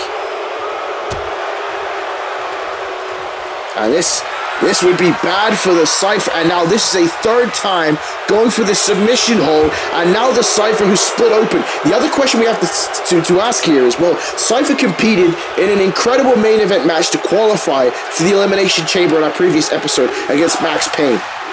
How much damage has the Cypher suffered in that battle with Max Payne? It was no disqualification, and it was incredible. But now Cypher going right back to what brought him to the dance. Those right hands, and now headbutts Rick Jones. I've said it before, but you gotta be an insane human being to headbutt someone in a fight. And we've seen the dark side of the Cypher before in his battle with CJ Parker. Again, the fact that Cypher is asking for God's help to ensure that Marcus Eagle makes it to WrestleMania means that we might see the darker side of the Cypher going into that event for everything that's happened to him. As he sends Rick Jones into the corner, and the Cypher now with another headbutt. And as the Cypher woke up when he saw his own blood. Cypher woke up when he saw his own blood here, and now the Cypher with the drive-by to Rick Jones. And that might be it right there, folks. That beautiful drop kick to the face, two, and Rick Jones just gets the shoulder up. And now Cypher unleashing these right hands here on Rick Jones. And now, Rick Jones catching that strike here. And now Rick Jones now. Oh, wait, look at this. Look at the athleticism by the Rhino. Right back to those strikes again. And again, the Cypher has had no answer to the leg strikes by Rick Jones in this matchup. And now, German suplex by the Rhino. And now, ripcord clothesline there by Rick Jones. What a matchup we are witnessing here on Annihilation. Rick Jones trying to put himself in the main event. And a kick out there by the Cypher though. So both men bleeding. A hard-hitting contest. And now Cypher, going back to the leg kicks this time himself. And now Rick Jones though. Doing it better than the Cypher, and oh my goodness, and that could be it. Cypher quickly getting to his feet. We talked about Czech Congo before. Cypher might do a Czech Congo in this matchup. And now, wait a minute. Oh, what a left hook there by the Cypher. And now Rick Jones again with a shot to the midsection. And I went for the elbow, but Cypher outstriking him here with his hands, and there's the headbutt. Come on, Rick Jones, you gotta go back to the legs. The leg kicks was working. Now facing Cypher in a boxing match is not gonna work, and that's it right there. That's what I'm saying. Running knee there by Rick Jones. And Jones on the top rope, and he misses. Cypher able to escape there. And now sends Rick Jones into the ropes, and there's a Samoan drop by the Cypher. And Cypher now slowing the momentum back down, controlling the situation. You see the confidence hasn't wavered in the Cypher. And now the Cypher looking for the Superman punch, and there it is. And the New York Kid with this entire crowd on his side. And now there's the STF on Rick Jones. And Rick Jones with blood pouring out of his skull, in his mouth, with nowhere to go and has no choice but to tap out. And what a matchup. What a matchup. But let me tell you this.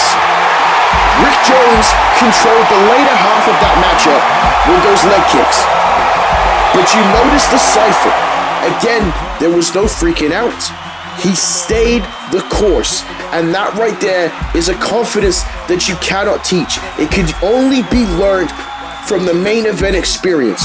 And competing against Max Payne, competing at Halloween Havoc, the Cypher has transformed his game here in the Major Pain Wrestling Federation. Cypher controlled his breathing and was able to control the situation.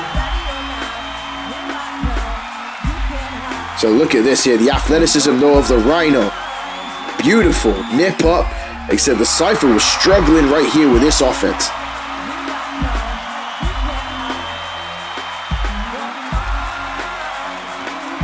But again, even in this, the Cypher still in control, still confident, and then he latched on that STF, and that was it.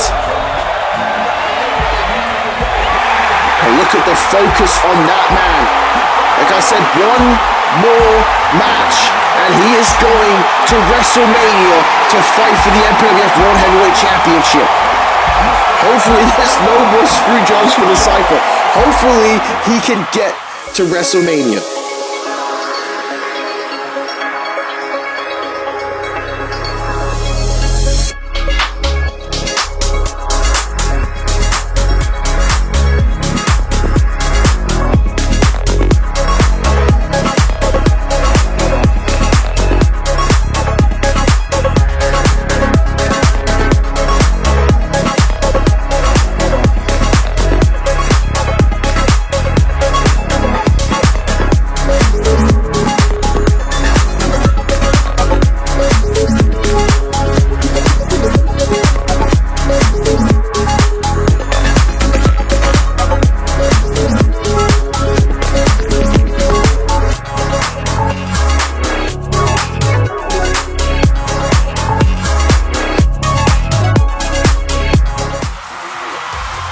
Has come to party, and she made her debut, and she will be on Underground this week, folks. She will be taking on Mighty Molly in action, as well as Feng Li will battle Malcolm Gray on MPWF Underground for the Annihilation matches, which will be emanating right here from Sydney. But still to come tonight, Intercontinental Championship will be on the line. Yushihari Itari versus Bartlett, and the main event, the Zero Limits title on the line, Klaus versus Angel Ortiz. But Oryx, the newest member of the Annihilation brand, is here officially. So don't forget to tune into Underground. But here we are backstage with Sub-Zero, and he looks like a maniac right now. You see the condition he's in? And Ben Rich says, Ortiz, it's a big night tonight, and you no doubt have a point to prove before the Elimination Chamber match. You've been asking Klaus one-on-one since Survivor Series, and tonight you will finally get to face him with the Zero Limits title on the line. You once said that you would break his neck for what he did to you. Is that your game plan tonight? Come on, Ben Rich, that's a stupid question. Of course that's what Angel Ortiz's game plan is here tonight.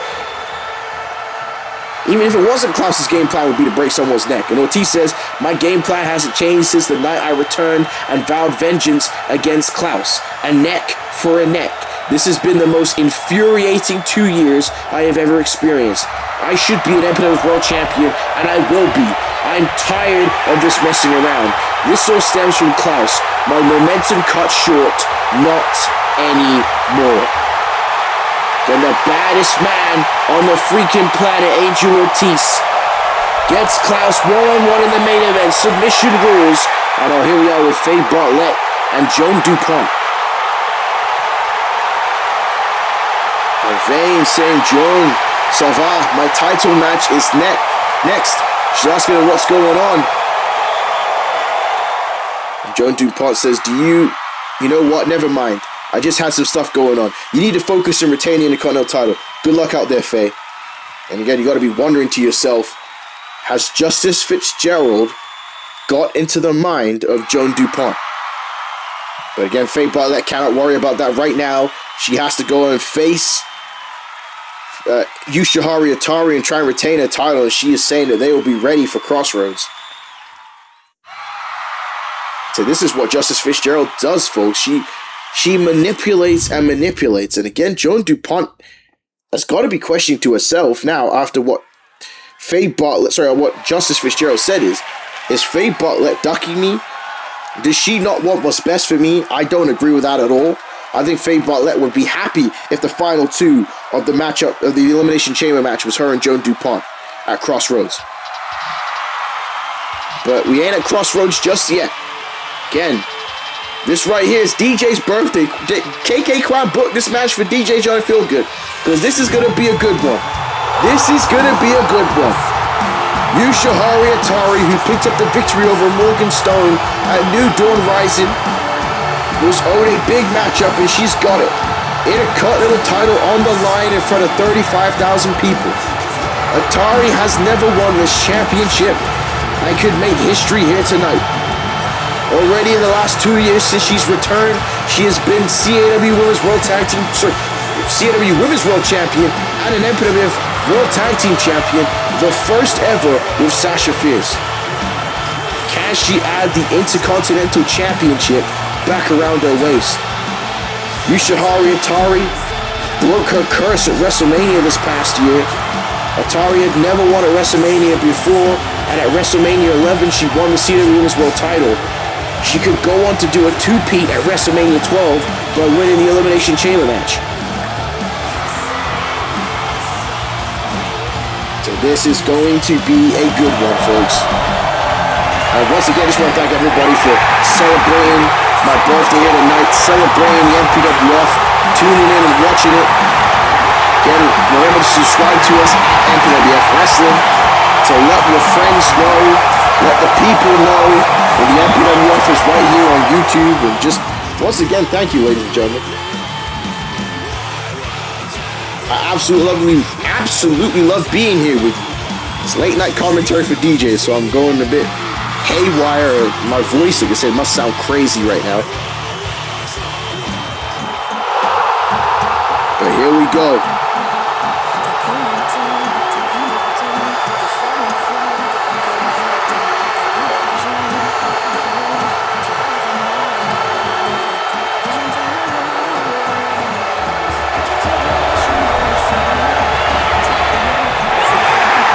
Insane the turnaround for the Intercontinental Champion Faye Bartlett. Insane the turnaround for Faye Bartlett.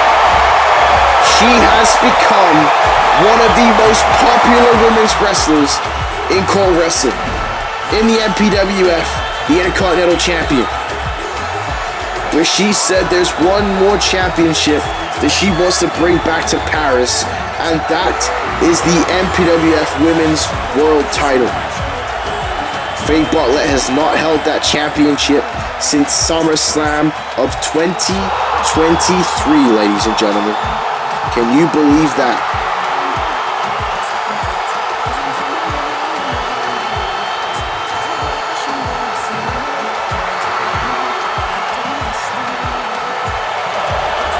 So again, removing her mask, becoming her real self,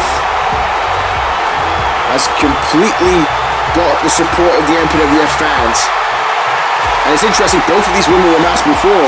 Both these women unmasked now, gone through some traumatic injuries. Again, they were mirror images of each other as Yushihari Itari and Faye Bartlett. I mean, we know the history and the rivalry between these two women. And so there's no love lost between them at all here.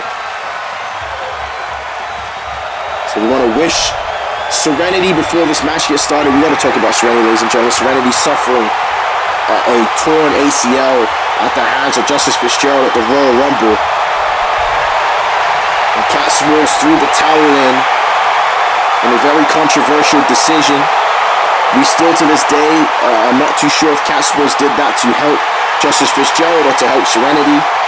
And we hope that we will get more clarity on that as the situation continues to unfold. But right now is about Faye Bartlett and Yushihari Itari, two MPWF legends. Yes, Faye Bartlett is a legend of the game at this point. Battling for the Intercontinental Championship. And now look at these strikes here by Yushihari Itari. And no chain wrestling here by Itari tonight. Like we said, these two women, even though they're on the same side of the MPWF fans, they don't like each other at all. And that happens, ladies and gentlemen. You cannot like everybody. And just because the fans support you don't mean that all of a sudden you've gained respect for each other. So these women went through a lot. Faye Bartlett cut Yushihari Itari's hair, folks, if you remember that. So Faye Bartlett was quite dazzling to Yushihari Itari when you think about it. Now there's a waistlock here by Itari. And it's interesting, again, Itari is the one that brought the chain wrestling into this one. And Yushihari, though, again, knows her way around, has wrestled all over the world, has held multiple championships all over the world. Faye Bartlett working that side headlock here on the challenger. And now Itari pushing her off the ropes. And Itari now with the release German suplex there to Faye Bartlett. And so we gotta put out who's gonna be the Hall of Famers for WrestleMania. And right now, I'm telling you, my front runners is Yushihari Itari and Sasha Fierce. Now, wait a minute. Itari kicking... Sorry, Faye Bartlett kicking Itari off. But now, Itari catching it here. And now, look at this. A backbreaker there by Yushihari Itari. And now, I thought she was going for the cover. But there is that arm bar. Now, grabbing the leg as well here. Faye Bartlett having to grab the ropes. And Itari is focused tonight. She heard about the threat there by Benson Clement about Morgan Stone, but she cannot think about Morgan Stone if she wants to leave here as the Intercontinental Champion. You know, the MPWF is an interesting place. It's never just as simple as, I don't like this person, so I'm going to focus my one effort on one person. Again, it is a revolving door, and there's issues all around. Faye Bartlett there driving that knee into the back. Yeah, Faye Bartlett's actions in the past has caused a rift between Cecilia Perez and Angelina Peace. Nice clothesline there by Faye Bartlett. Her protege, Joan DuPont, clearly wants more here on the Annihilation brand. Bartlett is the Intercontinental Champion, but also fighting for an opportunity to go to WrestleMania and challenge for the World Championship. So there's a lot going into this, and a drop kick off the top rope there by Faye Bartlett.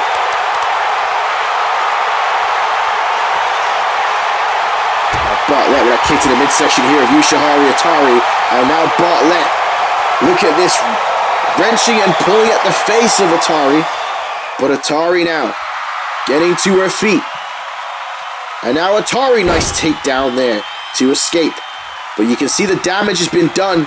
Itari slow to her feet there. As Bartlett now, getting caught there with that arm drag. And now Itari going to the second rope. She's also been instilling confidence in Christopher Eagle.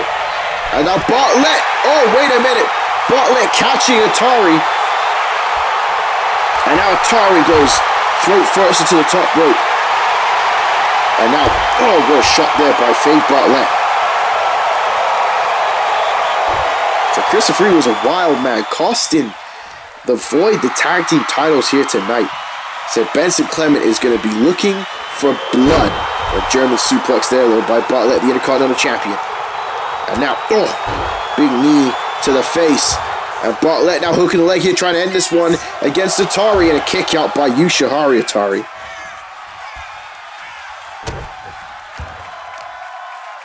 And now look at this. Bartlett now, oh my goodness. Smashing her face first to the ground. And now Bartlett putting Itari on the ropes. And now wait a minute here. Itari getting sent all the way to the floor. Itari couldn't even hang on as Bartlett now off the ropes here. And now drop kick right to the face of the Intercontinental Champion in control. Bartlett is doing great against Yushihari Itari right now. And now getting more violent here with her rival. She throws Itari back inside the ring here. Referee trying to tell Faye Bartlett to keep it clean.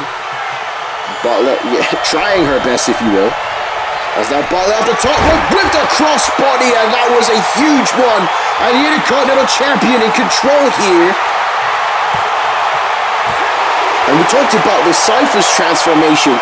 Faye Bartlett's transformation has been incredible. Incredible, ladies and gentlemen. How do you say incredible in French? My Spanish is much better than my French, and that's not saying much, folks. And now look at that right hand there by Faye Bartlett. And Bartlett misses a chop block, but gets a boot right to the face, and Itari now realizing this is a different Faye Bartlett that she is facing. This is not the Faye Bartlett that she faced at WrestleMania 10. And Bartlett has her up here. Now look at this beautiful fisherman suplex with the bridge. 2, and Itari kicks out.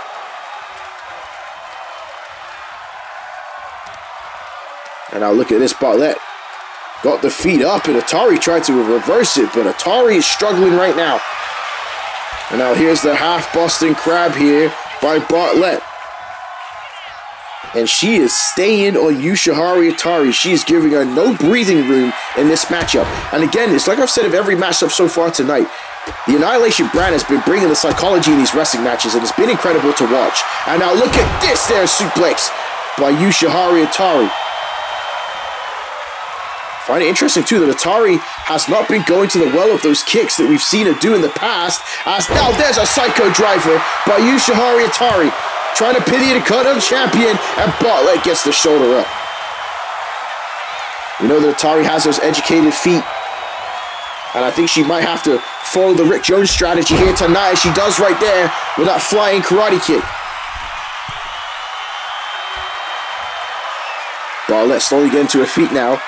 And now Yushihari Itari with a crossbody of her own.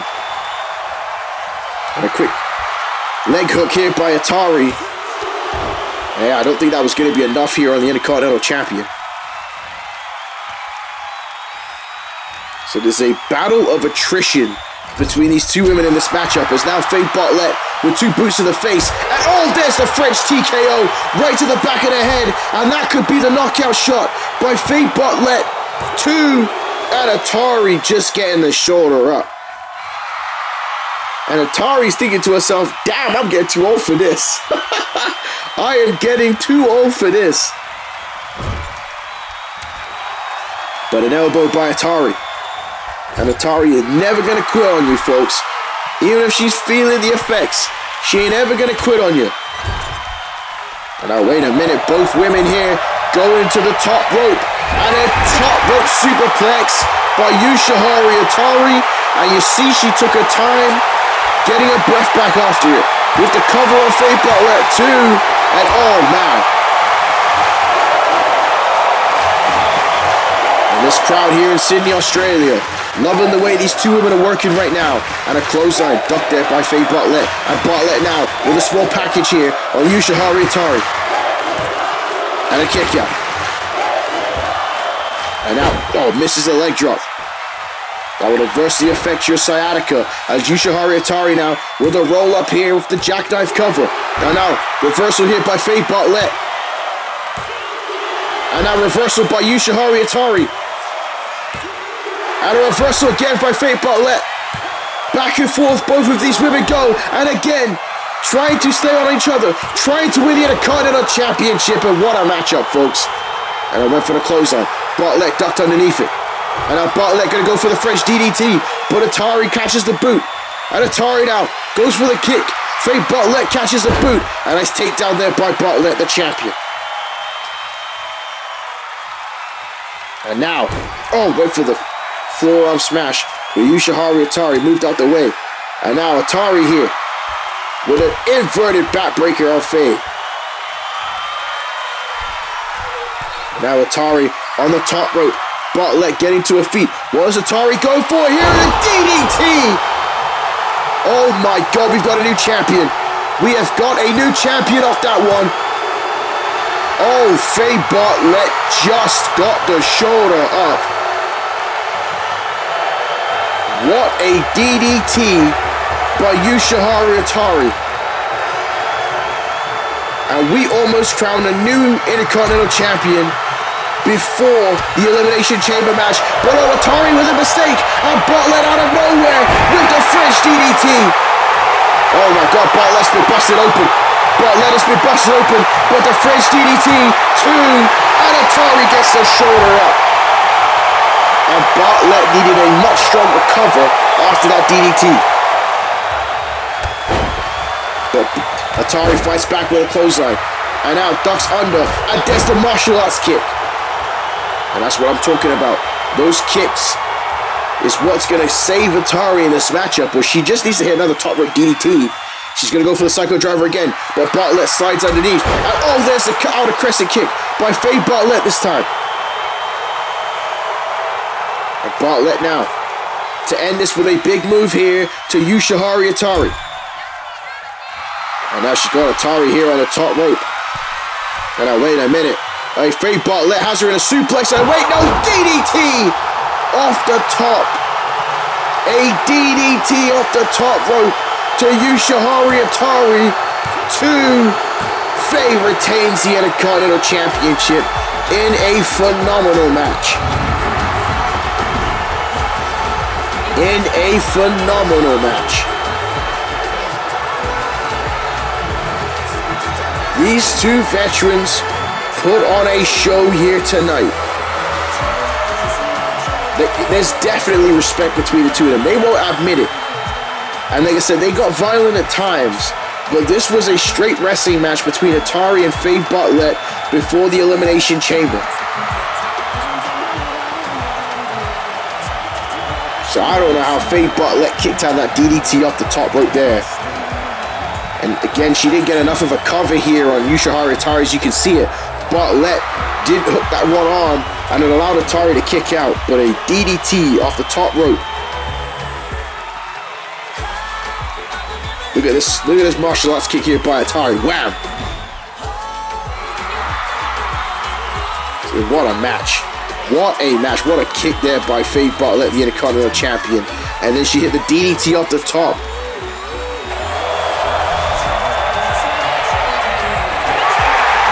So that is more momentum, and again, it's one of my favorite things to say, folks, is about momentum, momentum, momentum. And Mrs. Faye Bartlett has it in abundance, beating Yushihari Itari here tonight to retain the Intercontinental Championship.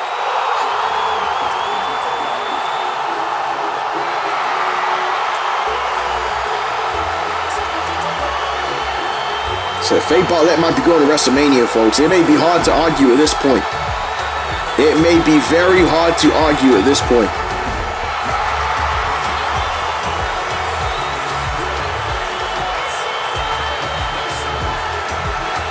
So you see, listen to this ovation here.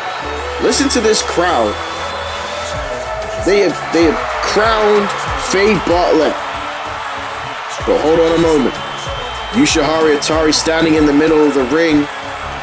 And you have to wonder that soon Itari's career will be coming to an end. But it's incredible what she is bringing to the table. You can hear the appreciation from this crowd here in Sydney, Australia. One more crack at going to WrestleMania in the Elimination Chamber match. And, oh, wait a minute. There's Morgan Stone, the Wolf Queen. Benson Clements, #1 woman of the Void. And now she's taking out Yushihari Itari.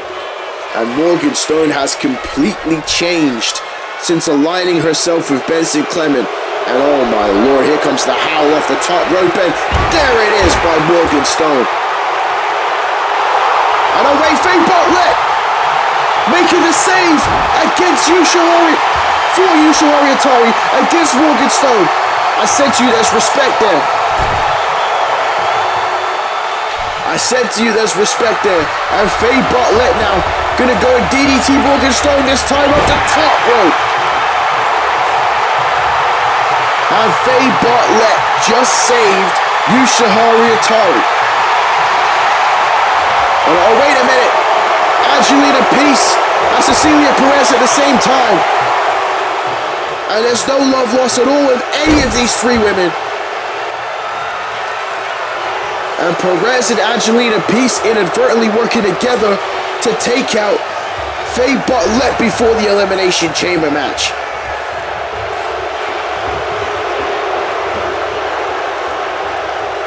Bartlett has been completely taken out here.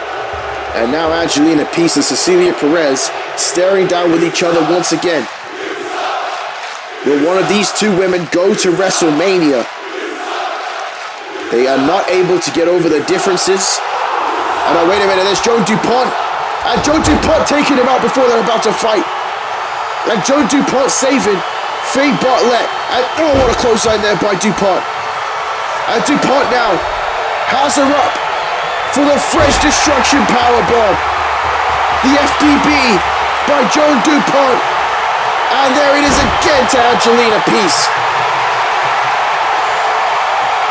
And Joan DuPont standing tall here tonight. And oh, wait a minute. And oh, Faye Bartlett did not attack Joan DuPont. But the point is that only one of these women can go to WrestleMania. Only one of these women can face Justice Fitzgerald at WrestleMania. Who is going to win the Elimination Chamber matchup at MPWF Crossroads? Angel Ortiz, the Zero Limits champion. Klaus thought he put him on the show, and Ortiz returned his down neck brace and took Klaus out on Annihilation. And Klaus going straight after, so Ortiz going straight after Klaus, no hesitation, and Ortiz now with these strikes to him. And now Ortiz going straight for the F5 here to Klaus, and he's going to the F5 here, and wait a minute, oh my freaking god, that wasn't just an F5, that was an F1000 by Angel Ortiz. Coming in here straight after Klaus. This crowd here is going nuts. That wasn't just an F5. That was insane. I know Ortiz for the straight elimination. There goes Klaus. The baddest man on the fucking planet is Angel Ortiz, folks. Oh my goodness.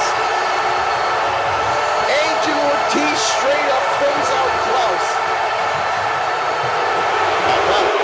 Hold on a moment, folks. Max Payne has just jumped the barricade, and he is not supposed to be here tonight. And look, security telling Max Payne to leave. He's not scheduled here. There's a black hole slam by Max Payne. Max Payne is pissed off about losing the main event to the Cypher in our previous episode. And oh wait, no, look, security here trying to tell Max Payne he's got to go. And now, wait a minute. Oh, my goodness gracious me. And now, wait a minute. Security is supposed to be watching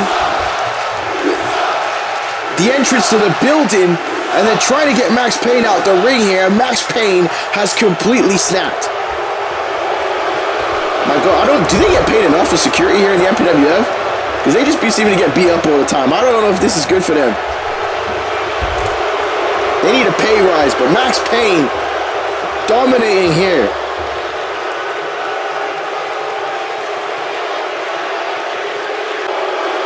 And he says, Quam, this is on you. Your decision making has been ruining my career for 2 years. I should never have faced Cypher before WrestleMania 11. You set Ricky Cash up to defeat me. You put me in that cage match that made me miss War Games, leading to Mason Gray being gone from the MPWF. I no longer have the MPWF World Heavyweight title thanks to you. No more hiding. Let's end this. Well, again, Max Payne calling out the general manager, KK Quam.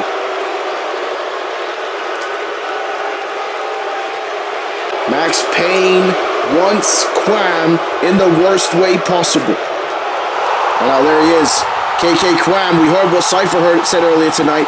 Will Quam finally fight Max Payne?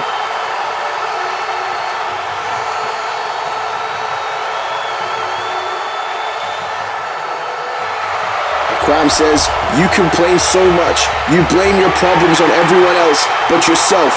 The only person who failed in all those situations was you. You had the entire world at your feet, and you got complacent hanging with Mason Gray. Everyone else has stepped their game up. You have not. I am an old man, Max. Why are you picking a fight with me? And again, that's a question that I think we all want to know. Max Payne, again, blaming his problems on KK Quam, starting a fight with KK Quam, which is not necessary. He says, because your decision-making has cost me everything, and I want to take everything from you. You took Mason from me. I want you in the ring. One final match for KK Quam. One more match with the lights on bright for you, just like it was for Tyrone Fitzgerald, and then I want to crush it, end it, put you out for good. Max Payne wants to be the end of KK Quam's career, not just as a wrestler, but as any entity in the MPWF. And again, another cheap shot. Max Payne's gonna keep hitting him. Wait a minute! Fatality! Fatality! What the hell? Max Payne was talking that sweetish to T-Dot last episode, and he is knocked out cold. Oh my god. Max Payne getting the hell out the ring here. Oh my goodness. Quam says, Max, you continue to make mistake after mistake. Instead of picking fights with me, you should have run your mouth last episode at T-Dot. He's not a general manager, he's a fighter. And the two of you are going to face each other one-on-one in Perth, Australia at Crossroads. Oh my goodness, what a matchup that's going to be at Crossroads, folks. What a matchup that's going to be at Crossroads. Max Payne wanted KK Quam, but instead, he has got T-Dot. And T-Dot ain't worried about it at all. The Mega Man versus the Destroyer at Crossroads.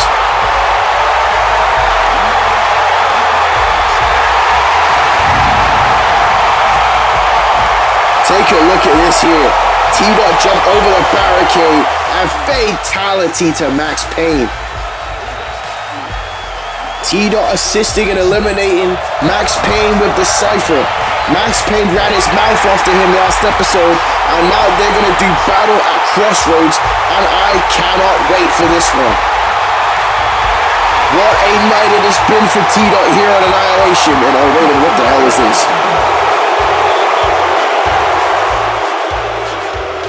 Guy says, that's it, Stacy. You're looking great. A natural. WrestleMania is right around the corner, and we've almost made weight.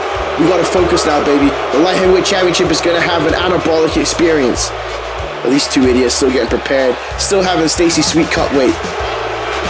Oh my goodness. Where the hell did they get this knockoff version of this song? Stacy Sweet is an idiot, but the question is gonna be, will he be able to make weight and compete for the Light Heavyweight Championship? What is he doing?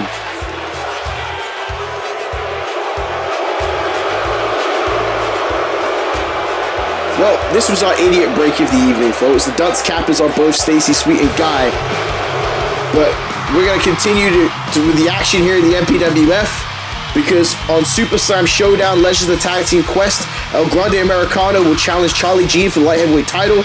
But let's look at the matches for Crossroads. Pinfall match only, Dragonheart versus Billy Valentine, as well as the Eclipse will face Tora for the MPWF YouTube Championship.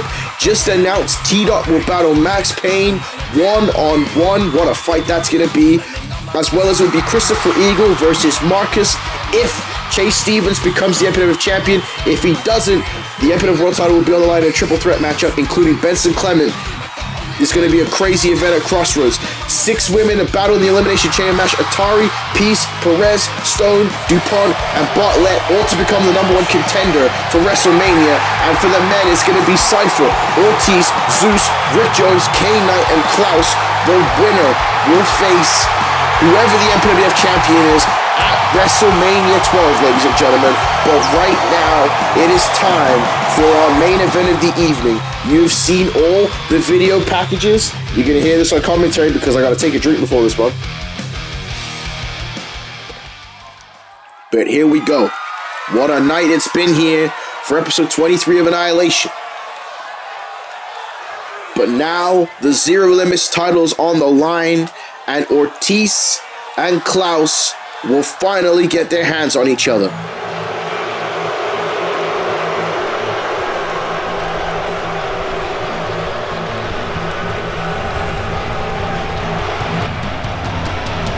We've said it before, what a bold match for KK Kwam to book here on Annihilation.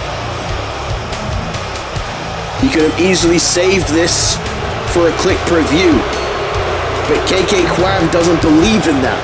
KK Kwam believes in his time to fight, and he's saying that they need to get this out of their system before the Elimination Chamber, and they're going to do it right now. Klaus said that he is going to tap Angel Ortiz out, and again, if Klaus can win here tonight and tap Ortiz, this has got to be the end of this rivalry, because how does Ortiz come back from this? Klaus broke the man's neck. Ortiz returned and lost at Survivor Series. Klaus went on to have a game-changing year in 2025 as the MPWF World Heavyweight Champion. Klaus had legendary wars with Ricky Cash and just came up short in a freak roll-up against the Cypher at Halloween Havoc.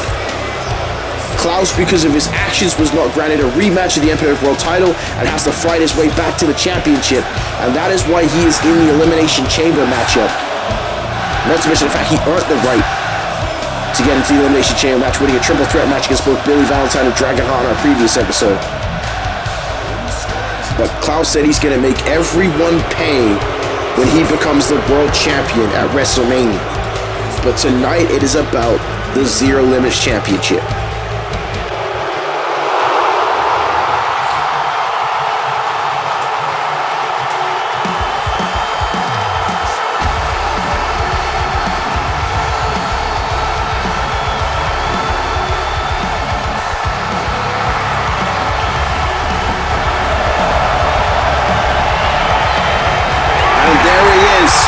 The baddest man on the planet, Sub-Zero Angel Ortiz. Now you talk about the Zero Limits title, folks. A divisional championship that has ultimately become the secondary title in MPWF Annihilation because this man, Angel Ortiz, has made it so. We've talked before about Ortiz not being able to win the world championship, but what he has done with the Zero Limits title, the men that he has beaten as champion, has proven that he is one of the best ever. Again, it is not often that you can see a divisional title reach the lengths that it has, but it's thanks to Ortiz. And it is being defended in the main event of Annihilation here tonight. We've talked about it before, every championship in the Major Pain Wrestling Federation is important. Every championship contains a winner's purse that gets a championship bonus. But a title in which you can determine the rules, Ortiz made it submission rules, and that's why he's held the belt for so long. Because who the hell can tap out Sub-Zero Angel Ortiz? Now listen to this.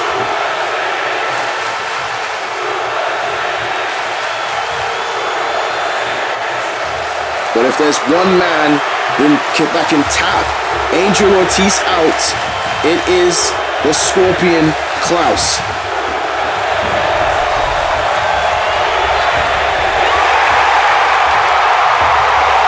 And again, you don't have to question, we're hitting you on the head with it, folks. There's a ton of Mortal Kombat references in the MPWF. Scorpion versus Sub-Zero, right? Benson Clement is practically Shao Kahn. You know, at this point in the MPWF, the Cypher is practically Liu Kang, right? You can take that the way you see, have it the way you want it. You know, we need an event called Mortal Kombat straight up. Like, that would be insane. And now look at this. Ortiz is ready for Mortal Kombat here tonight. And now look at this. He's got him up in an F5 immediately.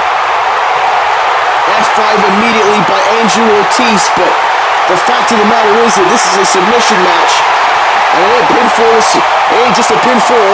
We're going to see a pinfall matchup at Crossroads between Billy Valentine and Dragonheart. But submission rules, and Ortiz bringing the fight to Klaus. We saw those video packages. Ortiz returned with a lot of weight, again trying to protect his neck, and Ortiz has proven that even though his neck is not the same as it was before, he's been able to continue to fight and return to the MPWF. Klaus tried to take out his neck again before the Royal Rumble, and Ortiz came back out with a neck brace and brought the fight to Klaus. So I thought for sure that this was going to be a matchup that took place at WrestleMania and not here tonight on Annihilation, but that's why I said KK Krab's a madman. And oh, wait a minute, there's the Scorpion there by Klaus. And Klaus is going to snap Ortiz's neck. And again, he put him a sleeper hold, and that's it. Klaus won't be able to, Ortiz won't even be able to tap out with his neck lolling on his shoulders there. The way Klaus wants to end this matchup. And now Klaus has him up in that powerbomb position here. And now Ortiz goes face first into the buckle. And now, this is what Klaus does, folks. Klaus dominates his opponent. He is like a damn bear in the wild on his opponents, folks. And now look at this. Oh my goodness. Straight knees, bare knees to Ortiz's face. And Klaus, we've talked about before, trained in the Russian fight pit. Angel Ortiz, Rick Jones, Shane Riley got trained by Ivan Volkov in a dojo. Klaus spent all of his time in the Russian fight pit. It has made him one of the most dangerous men the MPWF has ever seen. And now Ortiz, though, fights back. And now look at this. Now, see, could you imagine, again, we talked about Mortal Kombat, but like, imagine if Scorpion and Sub-Zero could come together, and they could bring the Lin Kuei together here. They'd be one of the most dominating forces ever. You think Scum could survive if Angel Ortiz and Klaus came together? Open up a fight school together? It'd be raps, folks. It would be absolute raps. But there's too much pride between both of these men. The offsprings of Ivan Volkov. And now look at this here, chin lock. A nice escape there by Klaus, and big chop there by the King Scorpion.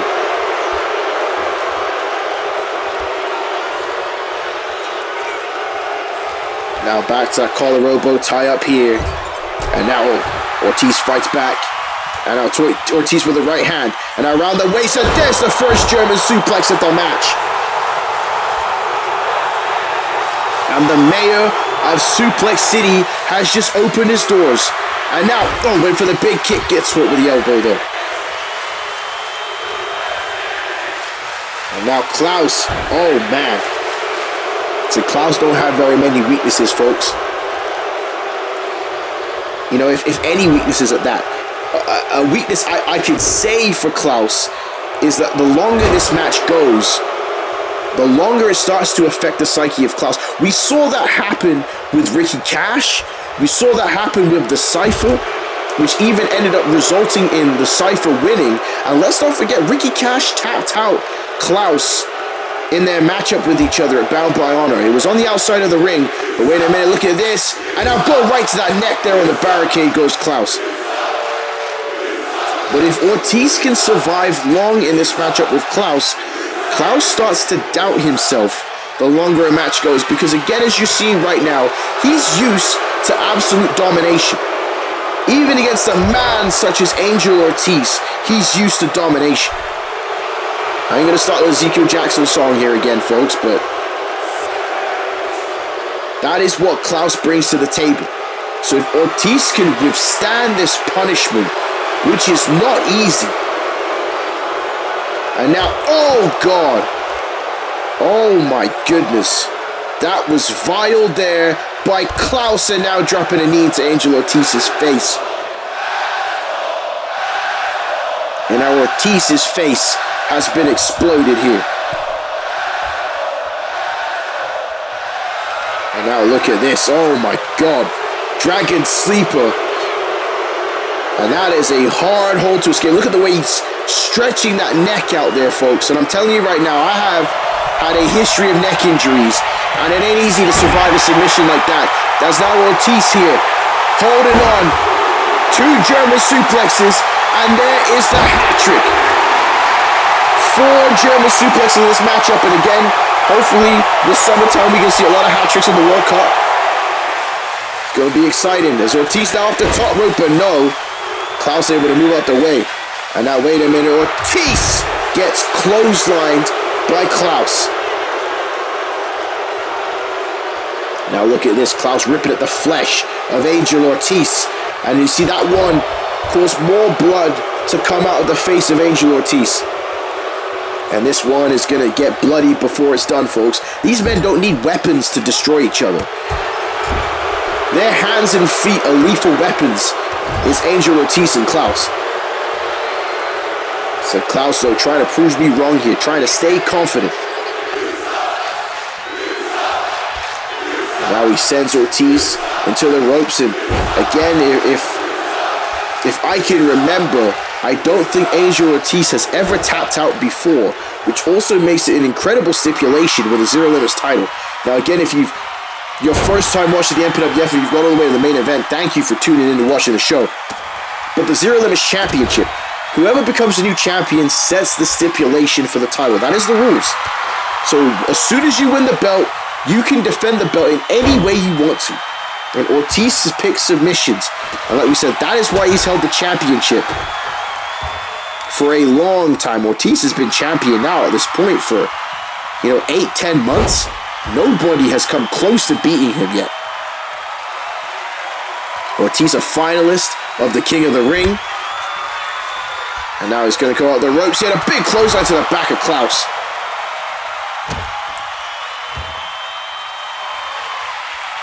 And Ortiz, we've seen him use that guillotine.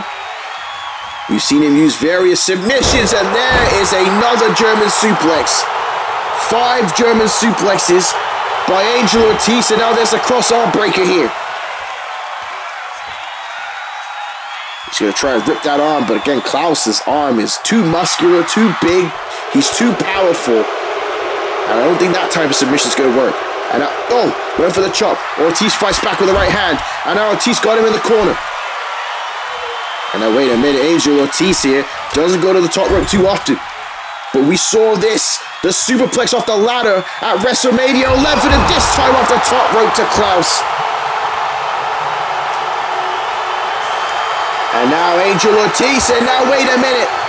The Hell's Gate submission hold, and he will pull Klaus's neck right through his shin, folks. He is going to try and break his neck in this submission hold. And now Klaus, look at that. Beautiful high guard there by Klaus to escape. And now Klaus went for the drop kick. Klaus is getting desperate now. And Ortiz goes for the drop kick and gets caught with the elbow.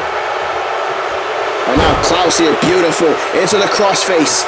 That's a big-ass crossface there by Klaus on Sub-Zero Angel Ramirez Ortiz as he's wrenching back that neck, and look at that, but Ortiz able to escape.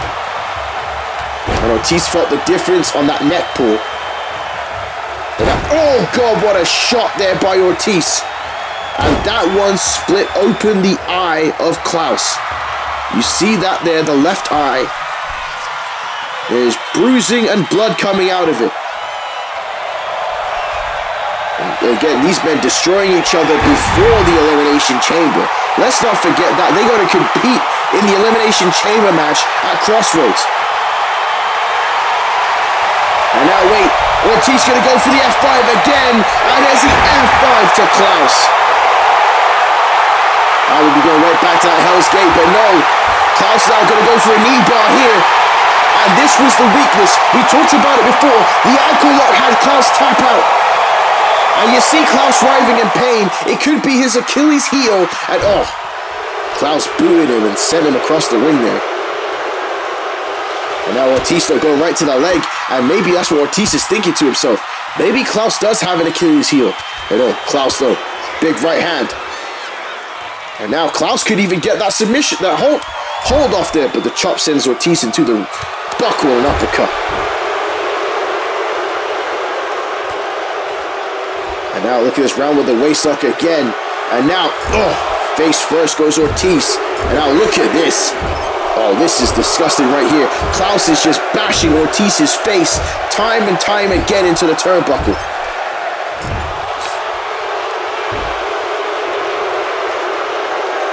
And Klaus is psyching himself up. Again, his team won the tag team titles at the start of the show. He wants Team Bloodshed to have all the gold here tonight. But you see the blood is free falling out of the face of Angel Ortiz. And now look at this here. Rear naked choke.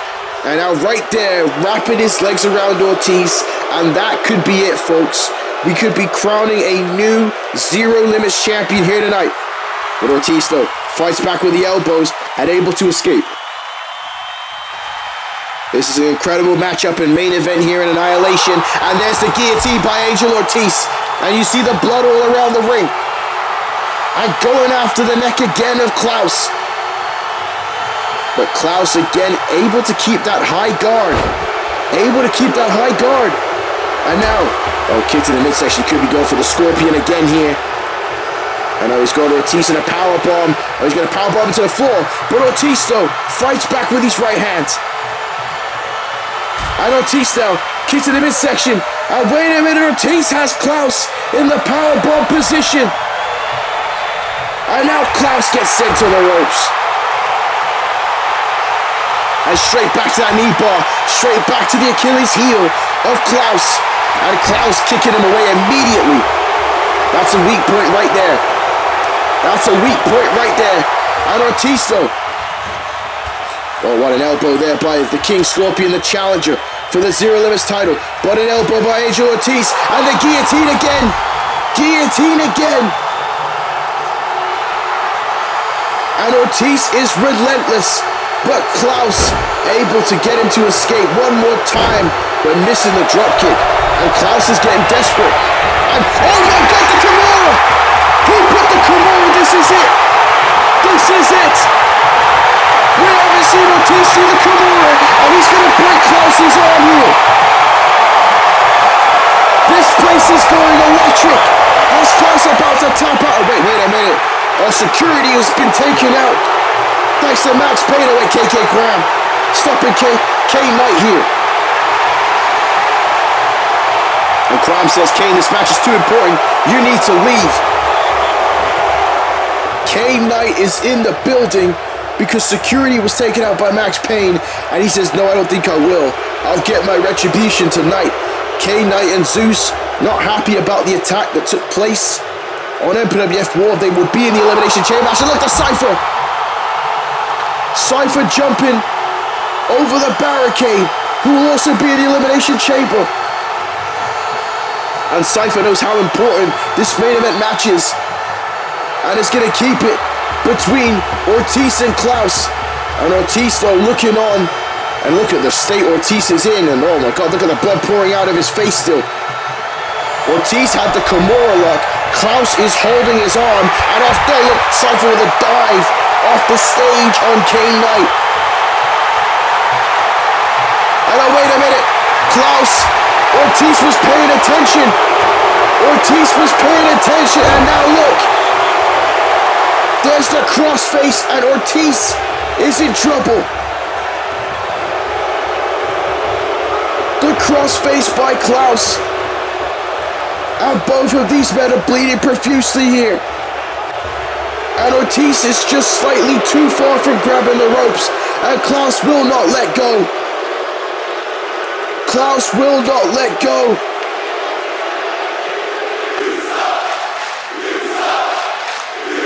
We are in the dire straits of this matchup, and Ortiz is trying to hang on here as Klaus is wrenching with everything he's got. And K-Knight may have just cost Angel Ortiz this matchup. And Klaus refusing and pulling with everything he's got on the neck of Ortiz. Oh no, my God, I think Ortiz has passed out.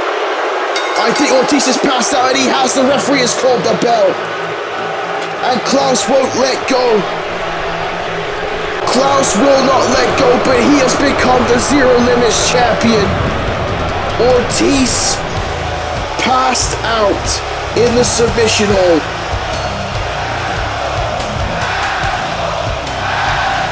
And once again, Klaus just checked his arm. We haven't seen the Kimura in years by Angel Ortiz, and he had this damn match won. I'm gonna tell you this right now. Klaus was about to tap out or have his arm broken. And the distraction by Kane Knight has cost Angel Ortiz this matchup once again. I said before the start of this match that if Ortiz loses here, where does he go from? Ortiz should not have lost this match here tonight. And I think Klaus knows that.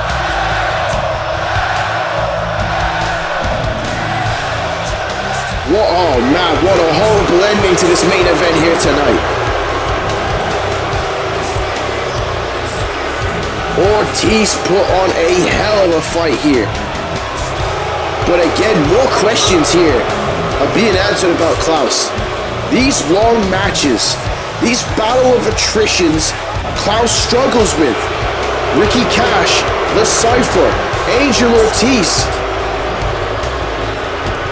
And the referee there called it whilst Ortiz was passed out. And again, look at the arm. Look at the arm of Klaus. Klaus holding the championship there with one arm.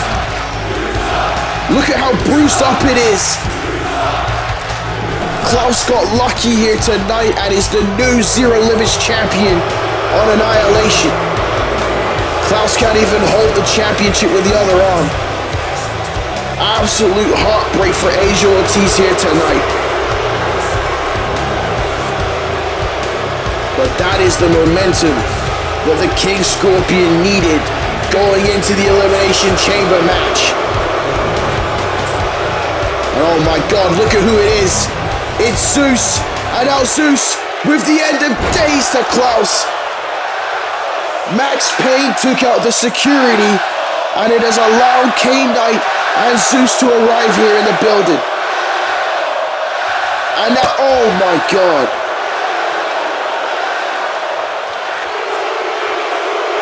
Zeus now taking out the new Zero Limits champion. And oh my goodness gracious me, Zeus is going to send a message here. What a powerbomb to Klaus to the floor, and how often do you see that happening to the King Scorpion? And now Zeus throwing the Zero Limits title on him. There's one championship that Zeus wants, and it's the MPWF World Heavyweight Championship. Oh no, wait, there's the Rhino. Rick Jones and Zeus have had their issues recently. And Rick Jones now has Zeus up. And a powerbomb by the Rhino. Rick Jones earned the respect of the MPWF fans earlier tonight in that battle with the Cypher. And now trying to take out Zeus. Oh my God, look at the agility of Zeus though. And now Zeus taking down Rick Jones.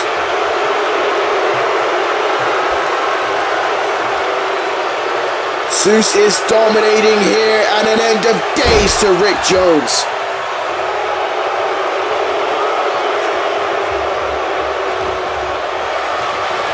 My God, how are you going to be able to stop this man in the Elimination Chamber match? Everyone is going to be locked in there with him, but wait a minute. The People's Champ, a giant killer. He beat Klaus. He beat Max Payne. Will Zeus join that list in the Elimination Chamber match? And a Cypher now with a springboard taking out Zeus.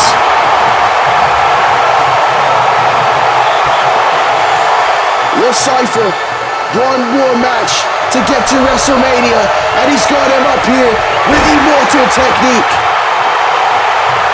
With Immortal Technique, and the Cypher now on the top rope with the 450 splash on Zeus.